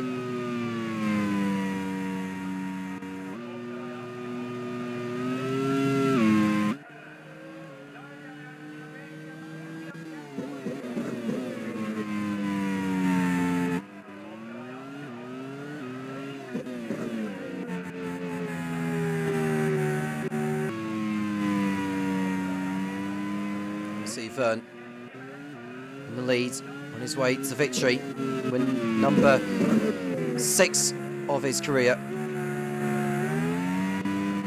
The first win for him came in Mount Panorama in Australia in Season 1, and that's Ihunchen Guven going through turns 8 and 9. Revs seem to have sounded quite highly there compared to usual, but he's through there anyhow. Alessio Rivera rejoined in 14th place behind Tandy. He's a second and a half clear over Kevin Magnussen. And even with the fresher tyres, I don't think he's going to have time to catch Nick Tandy, unfortunately. 15 seconds to make up in 7 laps for him is going to be too much.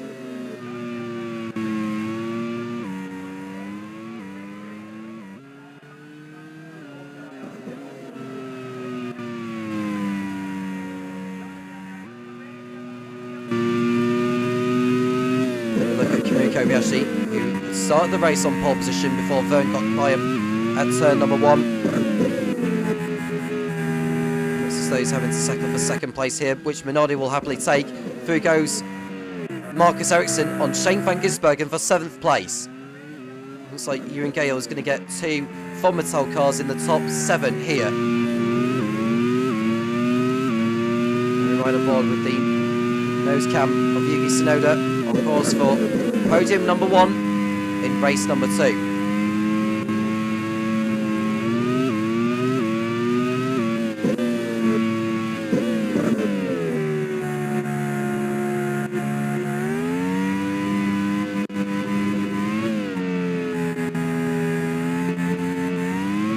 The gap between Tandy and Rivera is coming down to 13.2 seconds. And like I say, there's no way Rivera is going to make up all that time in all of what's left.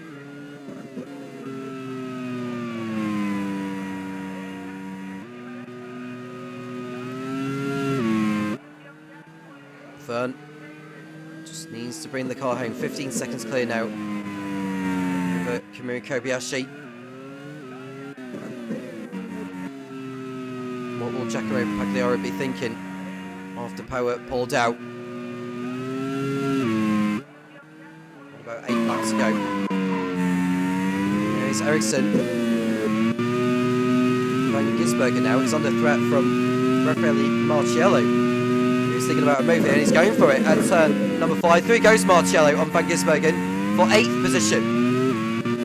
Good pass there from the Force India. Shane Van Gisbergen, who had hopes for a podium finish with that one-stop strategy. He's falling down towards the back end of the top 10.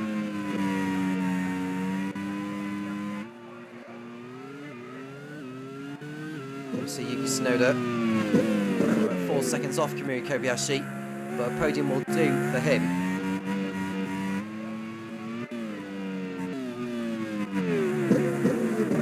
Rafael Marcello locks up over at turn 10, but survives.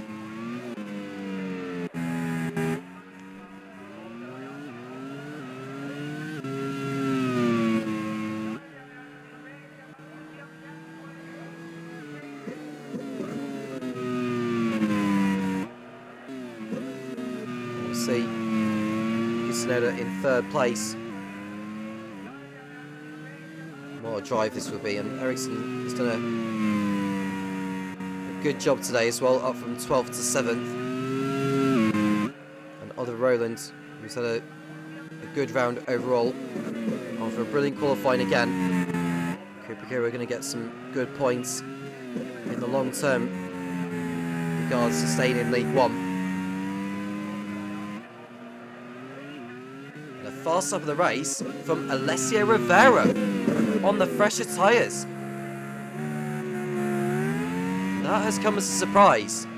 I know he was on fresher tyres, but I didn't expect him to pull out, to unleash that kind of pace.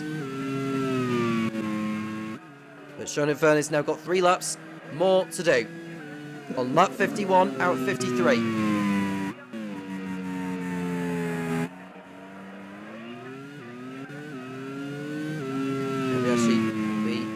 To be back on the podium.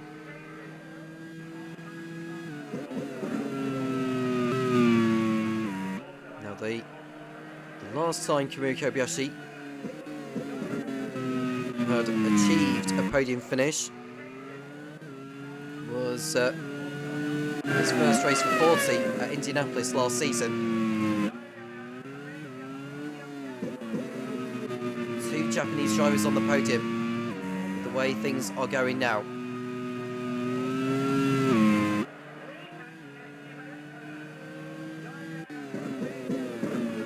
Brendan Hartley is the latest to come into the pit lane for Arrows with some form of issue, so his chances of a points finish are gone. And with all the time we've got left, he might try and go for a fast lap to snatch it away from Alessio Rivera.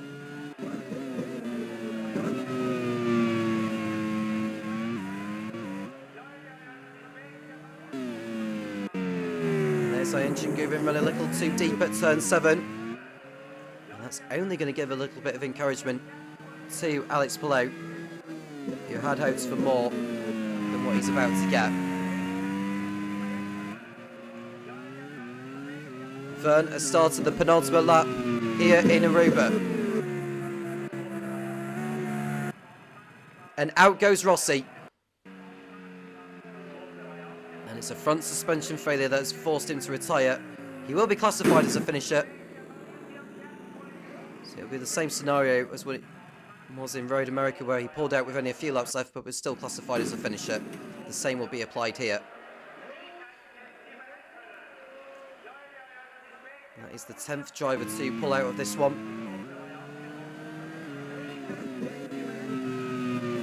Verne is not far away now.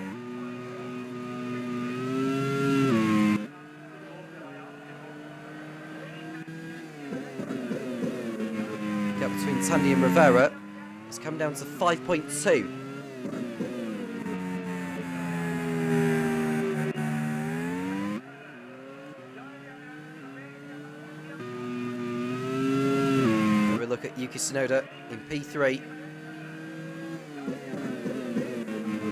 On Mike Van Gisbergen, he's made the one-stop strategy work in his favour.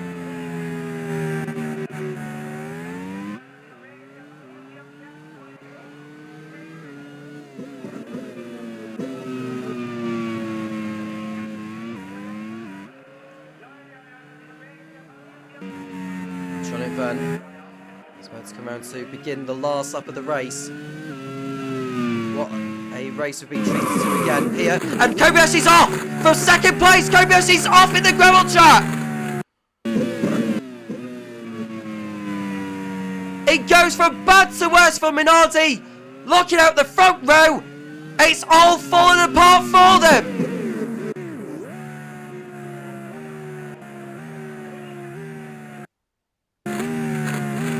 Podium gone for Kamui Kobayashi. Yuki Tsunoda goes through to second place, and Ayunchi goes through into third place, and Oliver Rowland's off as well. Two cars off at the same corner.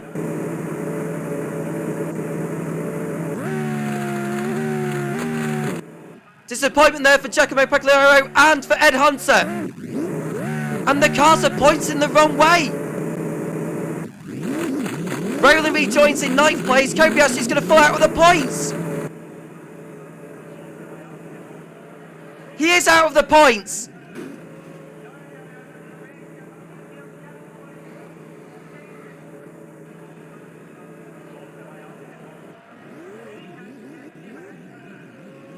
This is unbelievable.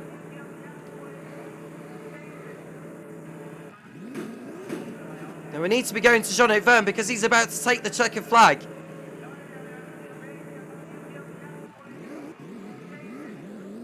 He's going to be down a lap, is Kobayashi, because Vergne is coming through Sector 3 for the last time, and Brendan Hartley has now got the fast lap of the race.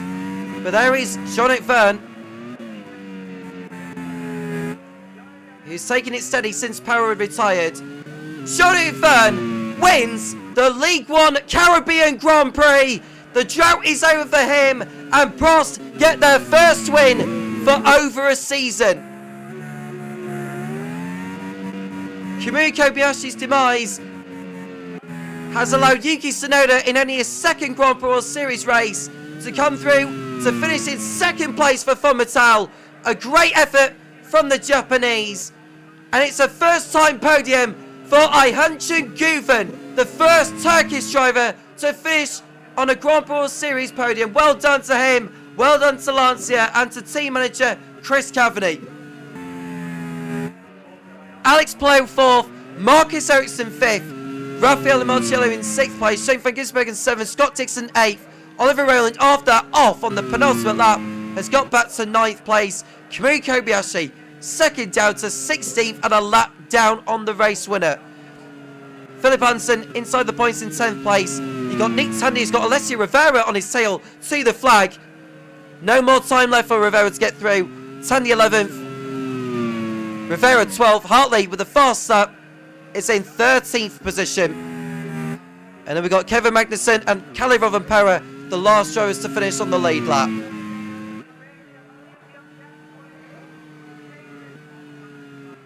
It's a win for Jean-Luc Vergne and for Prost. They are back on top here in Aruba.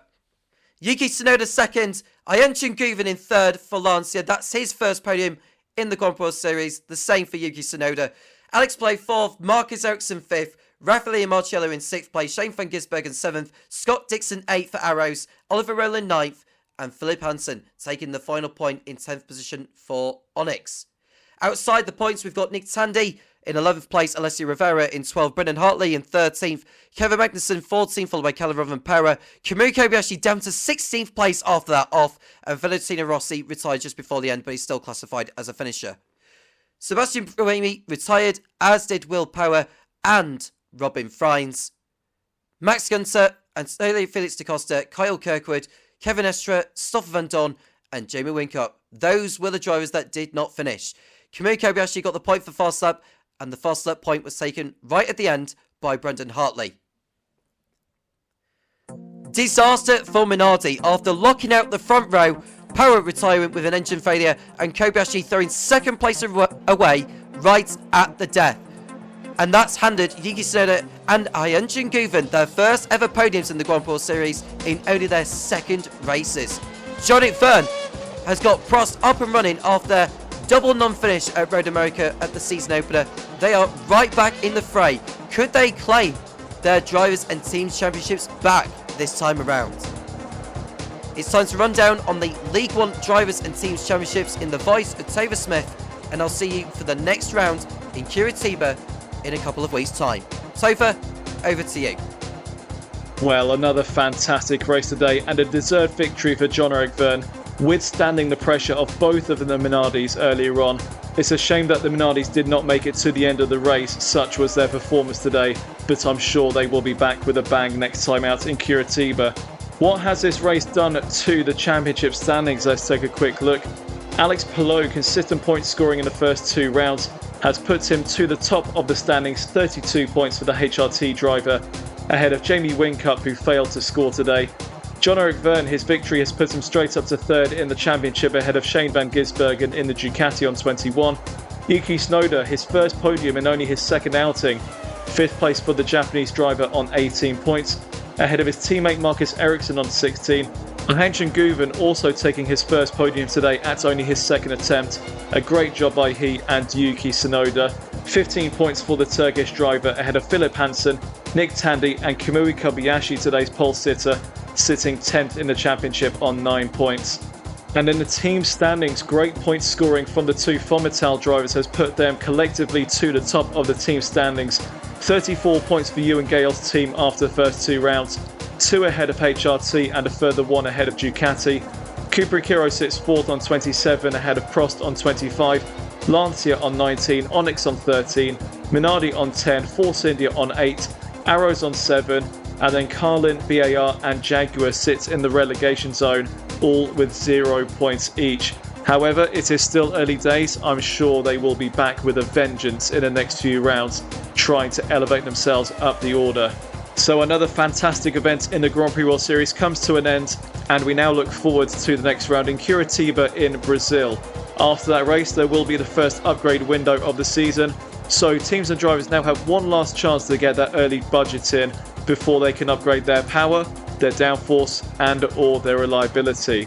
But until then, thank you so much for tuning in. It's always a pleasure to have your company here in the Grand Prix World Series, and we hope you join us next time. Until then, I'm Topher Smith. Take care.